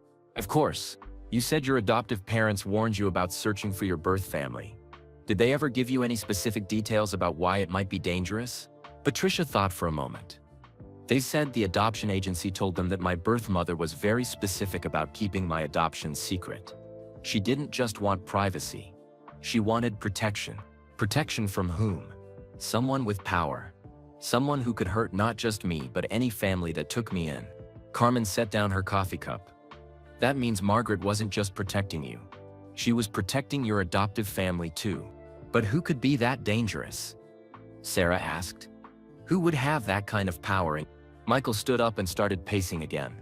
It was something he did when he was thinking hard. We need to think about this logically, he said. Margaret was running from Robert Thompson, her abusive husband. But she was also running from someone else. Someone she was even more afraid of. Someone she had an affair with. Patricia added quietly. Right. So we're looking for a man who was powerful in 1968. Someone with enough influence to hurt people. Someone Margaret knew personally. Sarah pulled out a notebook. Let's make a list of what we know. She wrote down everything they had learned. Margaret was young. She was married to an abusive man. She had an affair with someone powerful. She got pregnant. She was so scared of this man that she left North Carolina entirely to have the baby. The timeline is important too, Carmen said. Patricia was born in that was right after the Civil Rights Movement. Right during the Vietnam War. There was a lot of social tension. What if, Michael said slowly, Margaret's affair was with someone it was illegal or socially unacceptable to be with? Patricia looked confused. What do you mean? And what if it was someone from a different race? Or someone much older? Or someone married to someone important? The room fell silent as they considered the possibilities. There's only one way to find out, Sarah said. We need to go back to Virginia. We need to find the people who handled Patricia's adoption. We need to ask questions. Patricia looked scared. What if we find out something terrible? What if learning the truth puts us all in danger? Michael sat back down and took Patricia's hand. Patricia, we're not the same people Margaret was trying to protect in 1968. I'm a famous athlete. Sarah is a respected reporter. Carmen is a nurse with connections in the community. You're a lawyer. We have resources and support systems Margaret never had. Plus, Carmen added, we have each other now. Whatever we find out, we'll face it together. Patricia took a deep breath. Okay, let's go to Virginia. They drove to Richmond that afternoon. Patricia led them to the adoption agency that had handled her case. But when they arrived, they found that the agency had closed 10 years earlier. Now what? Carmen asked. Sarah was already on her phone. I'm calling some of my reporter contacts. Someone will know where the old records ended up. Within an hour, Sarah had found a lawyer in Richmond who had bought the closed agency's files. He agreed to meet with them if Patricia signed a legal release. At the lawyer's office, they sat in a conference room while he brought out a thick file marked Anderson. I have to warn you, the lawyer said. Some of these adoption files from the 1960s contain information that might be upsetting. Are you sure you want to see everything? We're sure, Patricia said. The lawyer opened the file and spread out the documents. Birth certificate, medical records, notes from social workers, and at the bottom, a sealed envelope marked emergency contact information, open only if child's life is in danger. What's in the envelope? Michael asked. I don't know. It's never been opened. Patricia looked at her siblings. Should we? It's your choice, Sarah said. It's your information. Patricia took the envelope with shaking hands. She opened it carefully and pulled out a single sheet of paper. What she read made her face go white. Patricia? Carmen asked. What does it say? Patricia looked up at them with tears in her eyes. It says my biological father is Senator William Hayes from South Carolina. The room went completely silent. Senator Hayes? Sarah whispered. The Senator Hayes who's running for president? Patricia nodded. According to this, Margaret had an affair with him in 1967. He was married. He was already a rising politician. If anyone had found out about the affair, it would have destroyed his career. Michael felt like he couldn't breathe. Patricia, do you know what this means? It means my biological father might become the next president of the United States.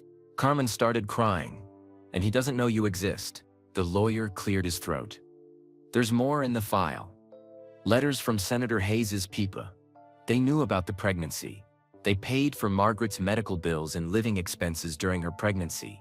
They arranged for her to leave North Carolina and have the baby in Virginia. They paid her off, Sarah said angrily. They took care of her, Patricia corrected. There's a difference. Sarah read through more of the documents. It looks like Senator Hayes's people made sure Margaret had everything she needed. Good medical care, a safe place to live, money for expenses, and they made sure you were placed with a good family. But they also made sure no one would ever connect the baby to Senator Hayes, Michael added. Patricia was staring at the papers in shock. I have to contact him. I have to let him know I exist. Do you? Carmen asked. Patricia, think about this. He's running for president. If this comes out now, it could destroy his campaign. But he's my father. Don't I have a right to know him? Michael understood Patricia's conflict. You do have rights, but we need to think about this carefully. If we're not careful, this could hurt a lot of people. Senator Hayes, his family, his campaign, even us. Sarah was already thinking like a reporter. Patricia, if you decide to contact him, you need to be prepared for any reaction. He might welcome you. He might deny everything. He might try to silence you. What do you mean, silence me? I mean, he has a lot to lose. People have done terrible things to protect less important secrets. Patricia looked at her 3 siblings. These people who had been strangers yesterday were now the most important people in her life. What should I do? She asked.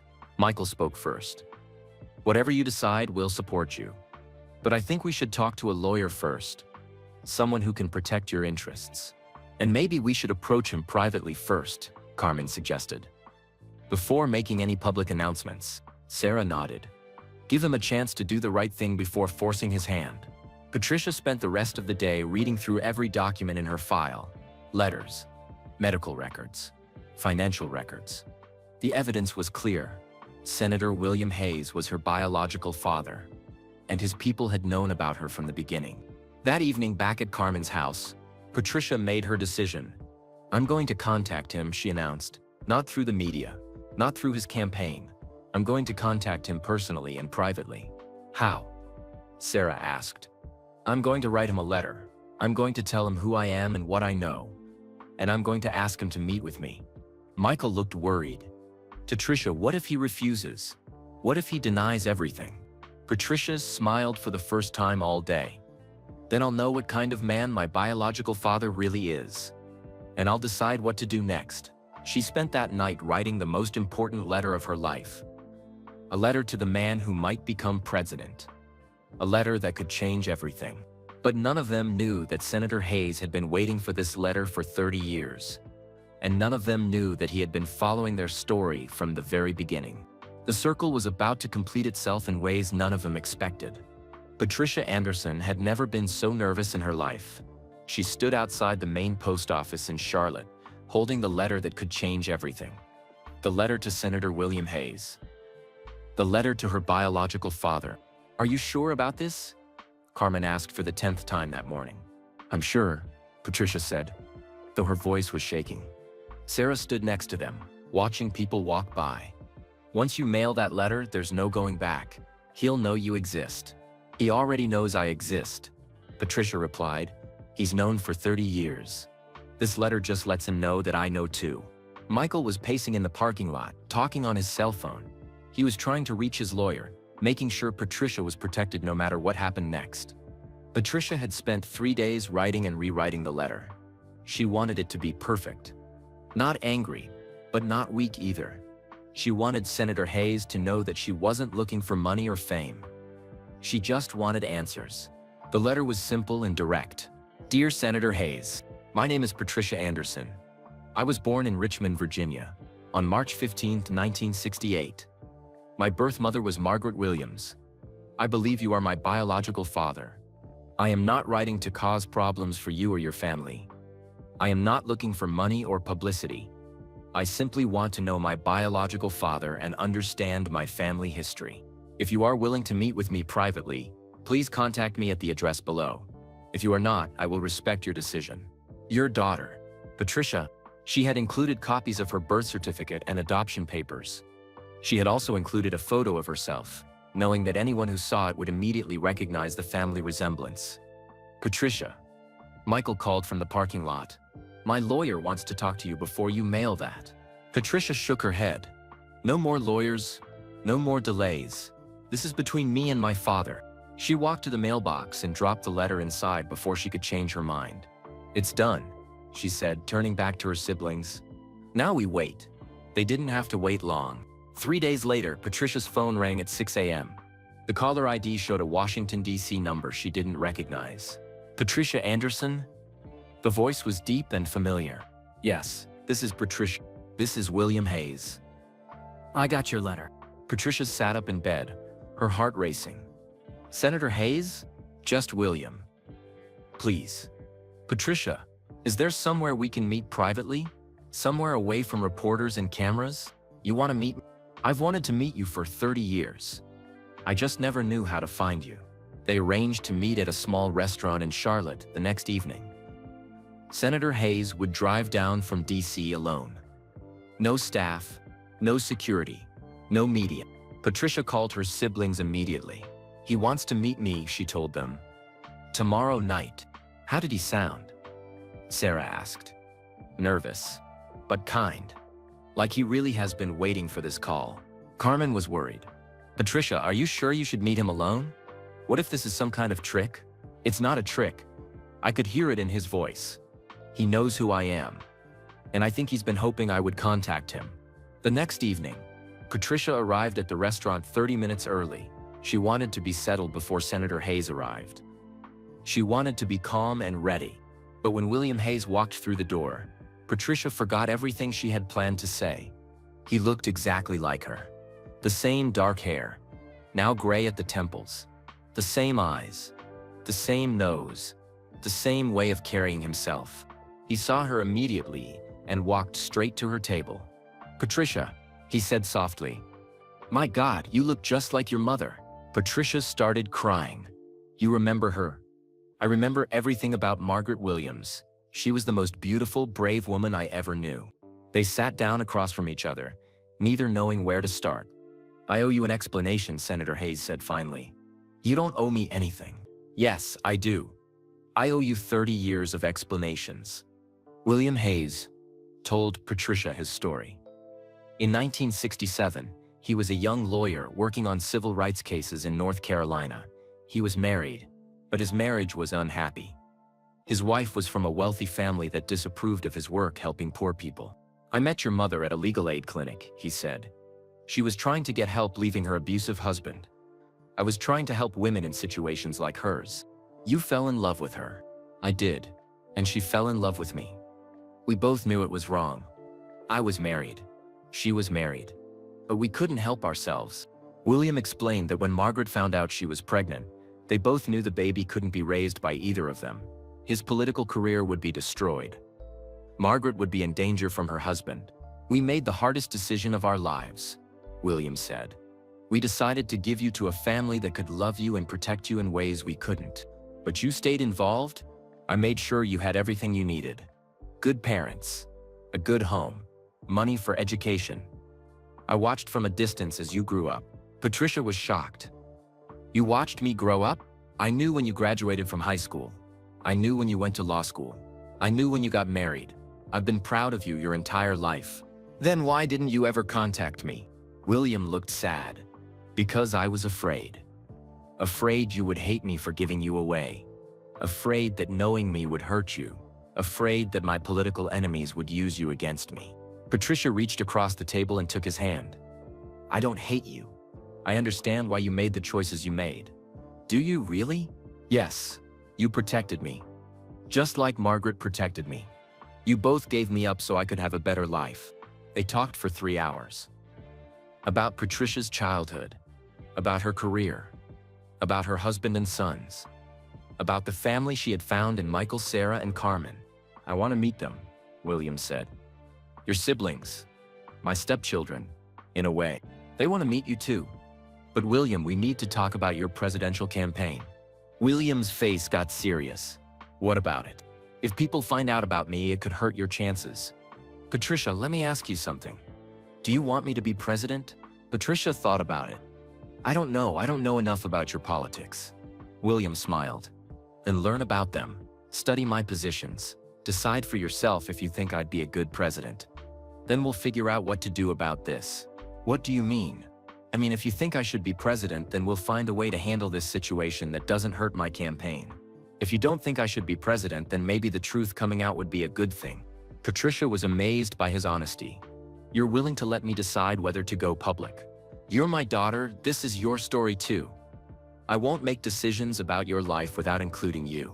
They made plans to meet again the next week, this time with Michael, Sarah, and Carmen. William wanted to meet all of Margaret's children. As they were leaving the restaurant, William stopped and turned to Patricia. Can I ask you something? Anything. Can I hug my daughter? Patricia started crying again. I would love that. They hugged in the parking lot of a small restaurant in Charlotte.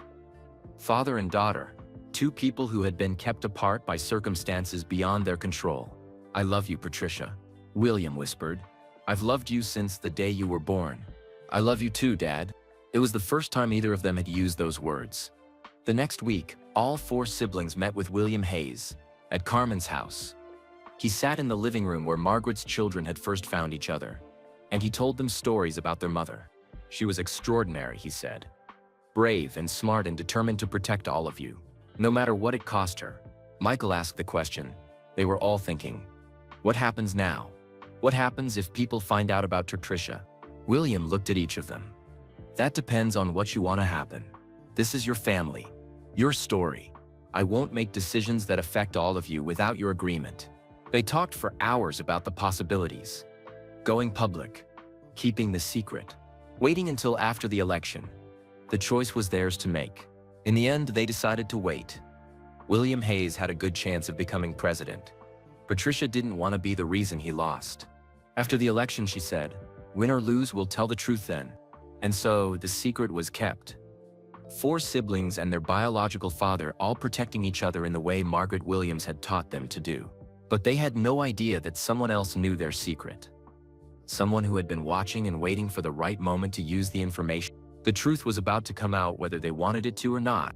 October 1997 turned into a season of careful lies and hidden meetings. William Hayes was leading in the presidential polls, and his campaign was gaining momentum every day.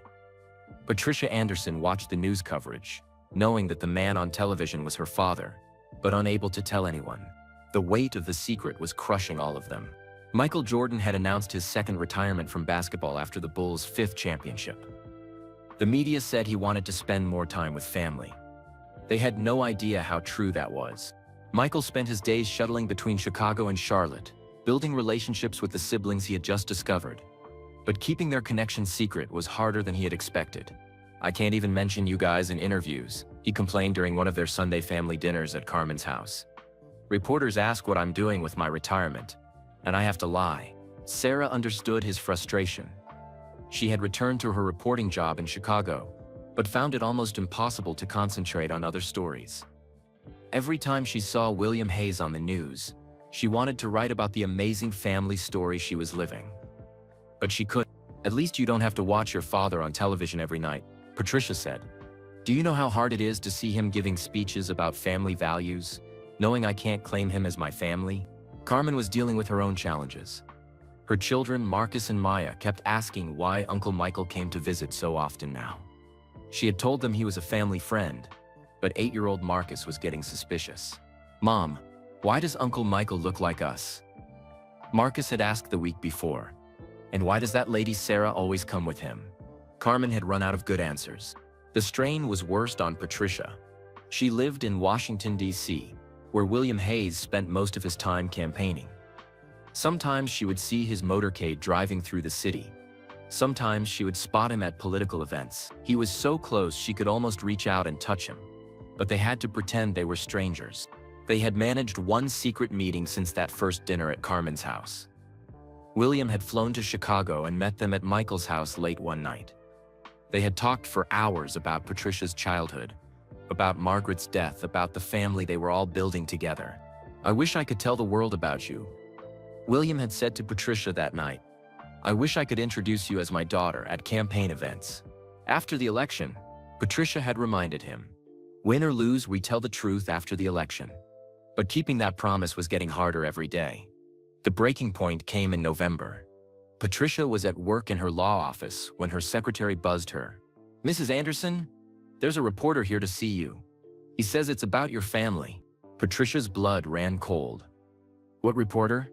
"His name is Tom Bradley. He's from the Washington Herald." Patricia knew Tom Bradley by reputation. He was an investigative reporter who specialized in finding political scandals. If he was here asking about her family, it meant someone had told him something. "Send him in," Patricia said, trying to keep her voice calm. Tom Bradley was a thin man in his 50s with gray hair and sharp eyes. He sat down across from Patricia's desk and opened a notebook. "Mrs. Anderson, I'm working on a story about Senator Hayes' family background. I was hoping you could help me with some information." "I don't know Senator Hayes personally," Patricia lied. "Why would you think I could help you?" Bradley smiled. "Because according to my sources, you're his daughter." Patricia felt like the room was spinning. "That's ridiculous. Where did you hear something like that?"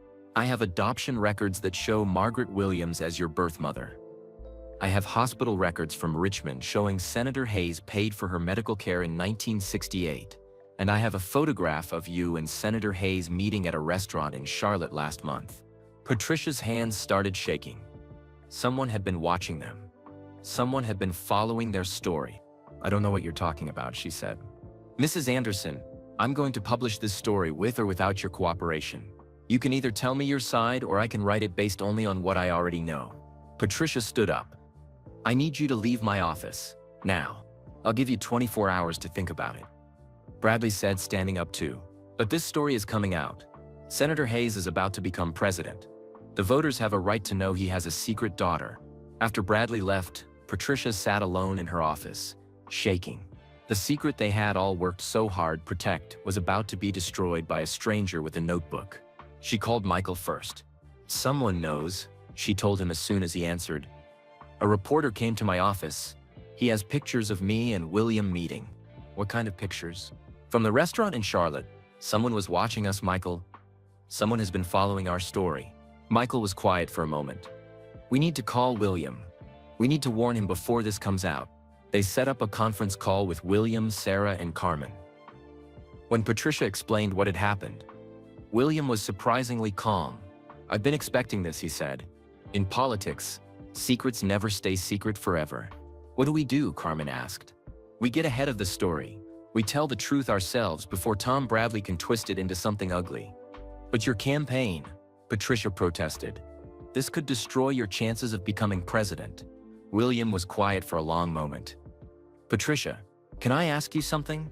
"Of course. Do you think I would make a good president?" Patricia had spent months studying William's positions and speeches. She had watched him in debates and interviews. She had seen how he treated people when he thought no one was watching. "Yes," she said. "I think you would make an excellent president. Then we need to trust the voters. We need to tell them the truth and let them decide if having a daughter I gave up for adoption 30 years ago disqualifies me from leading this country." Sarah was already thinking like a reporter. "We need to control how this story comes out. We need to tell it our way, not Tom Bradley's way." "What are you suggesting?" Michael asked. "I'm suggesting we call a press conference. All of us. We tell the whole story. About Margaret. About the adoptions. About finding each other. About William being Patricia's father. We make it a story about family and love and courage, not scandal." William agreed. "If we're going to do this, we do it right. We do it with dignity. We do it as a family." They scheduled the press conference for the following Friday. William would announce it through his campaign. Patricia would take time off work. Michael, Sarah, and Carmen would fly to Washington. For the first time in months, they wouldn't have to hide their relationship. But they had no idea that going public would put them all in danger. And they had no idea that Tom Bradley wasn't just looking for a story. He was working for people who wanted to destroy William Hayes' campaign at any cost. The truth was finally coming out. But some people would do anything to make sure it came out their way. The phone call came at 3 a.m. on Thursday morning, just hours before the scheduled press conference. Sarah was staying at Patricia's house in Washington, D.C., preparing for what would be the most important day of their lives. The caller ID showed Carmen's number from Charlotte. Sarah, something terrible has happened. Carmen's voice was shaking with fear. What's wrong? Someone broke into my house tonight. They took all of Mom's papers, all the documents about the adoptions, everything. Sarah sat up in bed, instantly awake. Are you and the kids okay? We're fine. We weren't home. We were at my sister's house for dinner. But Sarah, they knew exactly what they were looking for. They didn't take anything valuable, just the family documents. Did you call the police? Yes. But they said it was probably just a burglary. They don't understand that someone was specifically looking for information about our family. Sarah woke Patricia and told her what had happened. Then they called Michael and William on a conference call. This isn't a coincidence, William said grimly. Someone doesn't want us to control how this story comes out. Who would do this? Patricia asked. Political enemies. People who want to hurt my campaign. People who think they can use our family against me. Michael was angry. They're using our family like we're weapons. Like we're not real people with real feelings. What do we do now? Carmen asked from Charlotte. Do we still go ahead with the press conference? William was quiet for a long moment. That's up to all of you. This is your story too. If you want to cancel, we cancel. Sarah was already thinking like a reporter. If we cancel now, Tom Bradley will publish his story anyway. But he'll make it sound like we're hiding something worse. And whoever broke into Carmen's house will think they scared us. Patricia added. They'll think they can control us. Michael spoke for all of them. We don't get controlled by bullies. We tell our story our way. The press conference was scheduled for 2 p.m. at the National Press Club in Washington. By noon, news trucks were lined up outside the building. Every major television network was sending reporters. The rumor mill was working overtime. Tom Bradley had published his story that morning, but it only had half the truth.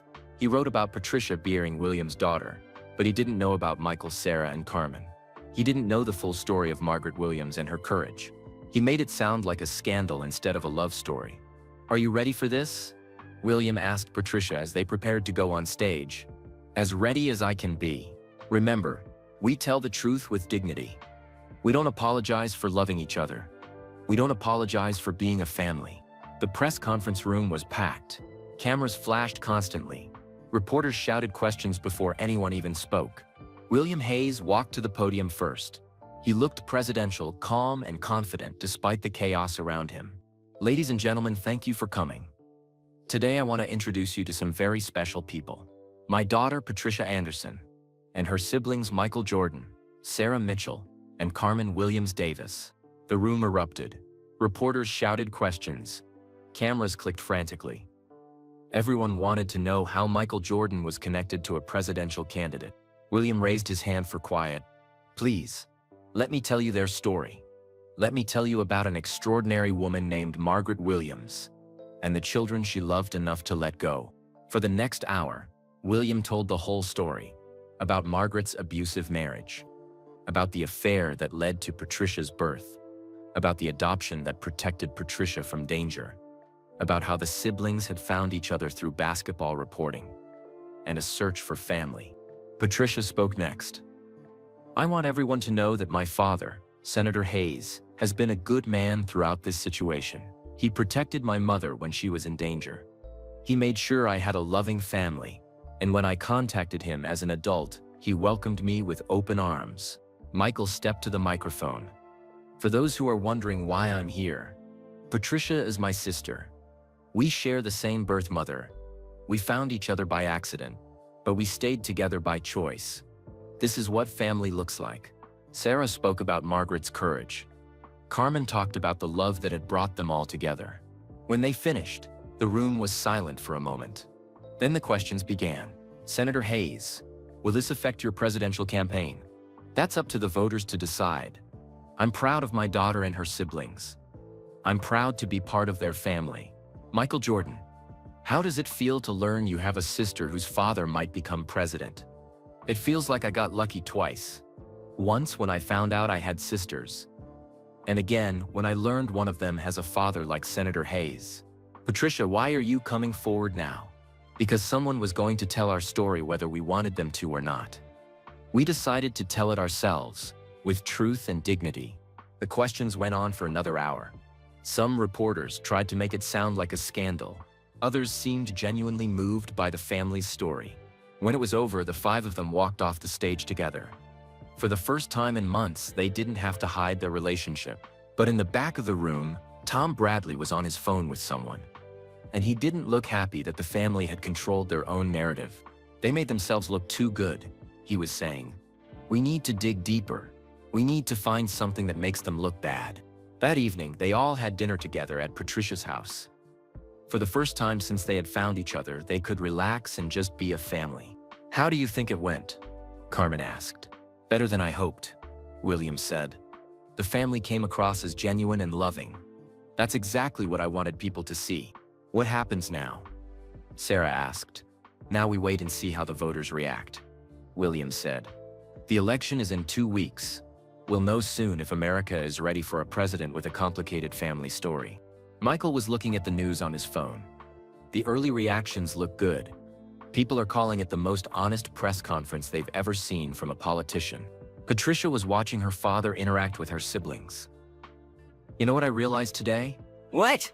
We're not just a family now. We're a family that chose to be brave together. Margaret would be proud of us. They spent the evening sharing stories and making plans for the future. No matter what happened with the election, they would stay together. They had found each other, and they weren't going to let anything tear them apart again. But they didn't know that powerful people were already making plans to destroy their happiness. And they didn't know that the real danger was just beginning. The next morning would bring news that would test their family bond like never before. The headline on every newspaper in America was the same: Jordan family secret rocks presidential race. But the story underneath wasn't what any of them expected. Sarah woke up in Patricia's guest room to her phone ringing constantly. When she finally answered, it was her old editor from Chicago. Sarah, you need to see the morning news. Turn on Channel 7 right now. Sarah grabbed the remote and turned on the television. What she saw made her heart stop.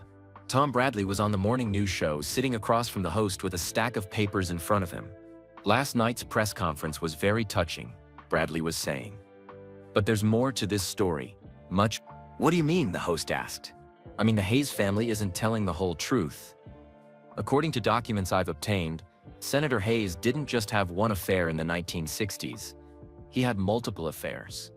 And Patricia Anderson isn't his only secret child. Sarah ran to Patricia's room and woke her up. Patricia, you need to see this. Tom Bradley is on TV saying terrible things about your father. They watched in horror as Bradley displayed what he claimed were birth certificates and hospital records showing that William Hayes had fathered at least 3 other children with different women between 19. This pattern of behavior shows a man who cannot be trusted with family values, Bradley continued. How can we trust him to lead our country if he can't be faithful to his own family? Patricia was crying. Those documents have to be fake. My father wouldn't lie to us about something like this. Sarah was studying the papers on the screen. Those birth certificates look real, but something feels wrong about this whole thing. They called William immediately. He answered on the first ring, sounding exhausted. I've been watching the news, he said before they could speak.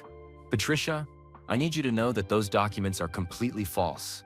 I never had affairs with those women. I never fathered any other children. Then where did Bradley get those papers? They're forgeries. Very good forgeries, but fake. Someone with a lot of money and power is trying to destroy my campaign by destroying our family. Michael and Carmen arrived at Patricia's house within an hour. They had all seen the news coverage. The story was spreading everywhere. This is exactly what we were afraid of, Carmen said. Someone is using our family against us. Michael was angrier than any of them had ever seen him. They're not just attacking William. They're attacking all of us. They're making our reunion look like part of some political scheme. What do we do? Sarah asked. William looked tired and defeated. Maybe I should drop out of the race. Maybe this is too much for all of you to handle. No, Patricia said firmly. If you drop out now, it looks like those accusations are true. It makes our whole family look like we were lying yesterday. But Patricia, this could get much worse. If they're willing to forge documents, they might be willing to do other things to hurt us. Sarah was thinking like a reporter again. We need to fight back. We need to prove those documents are fake.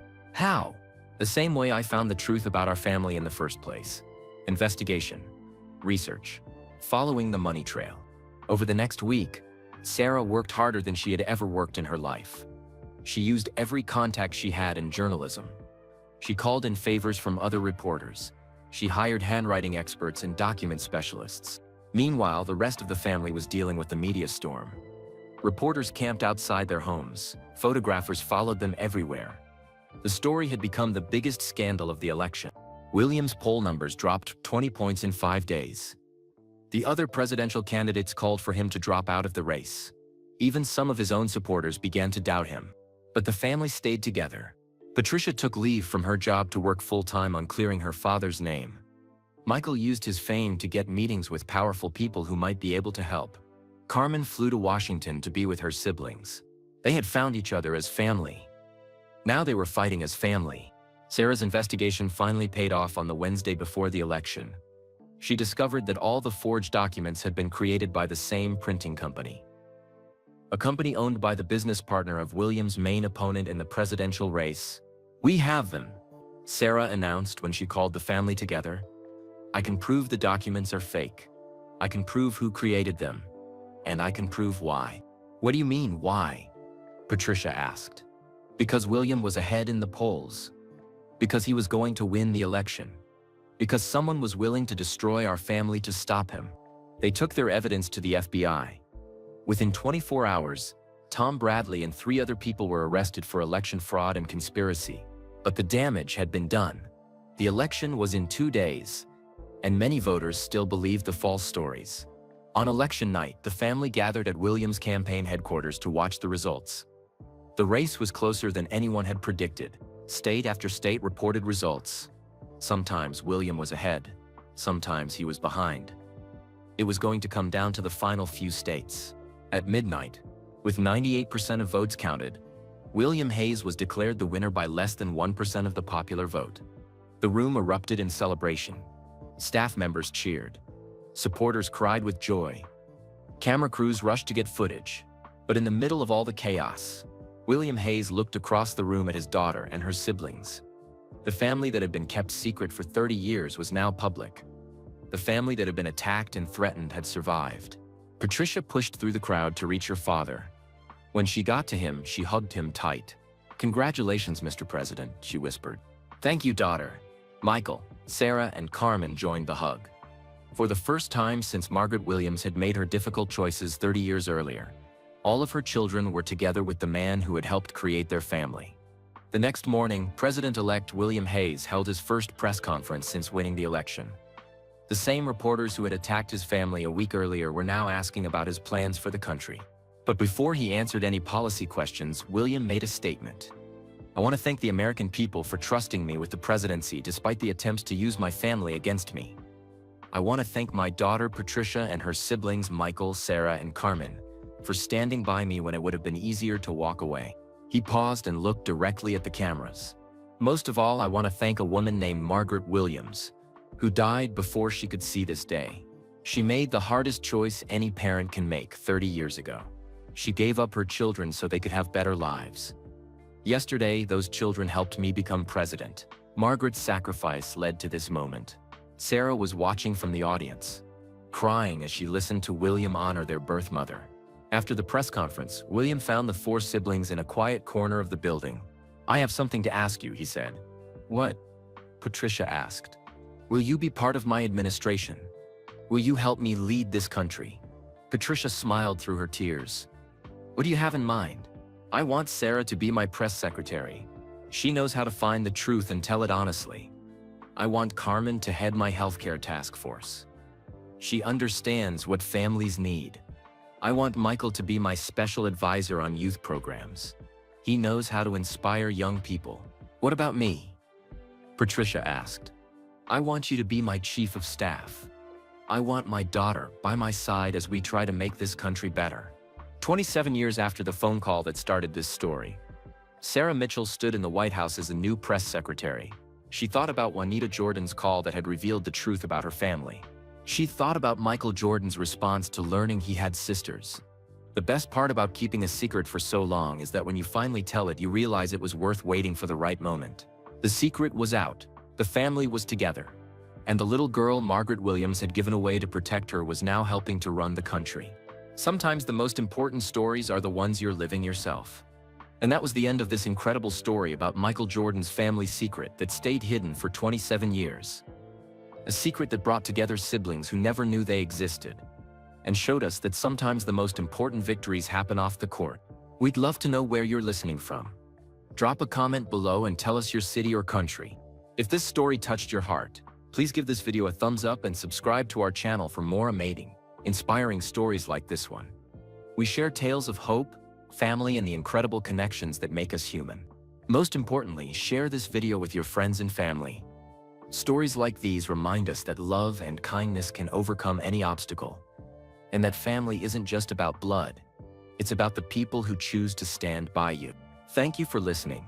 And remember, sometimes the most beautiful stories are the ones happening right in your own life.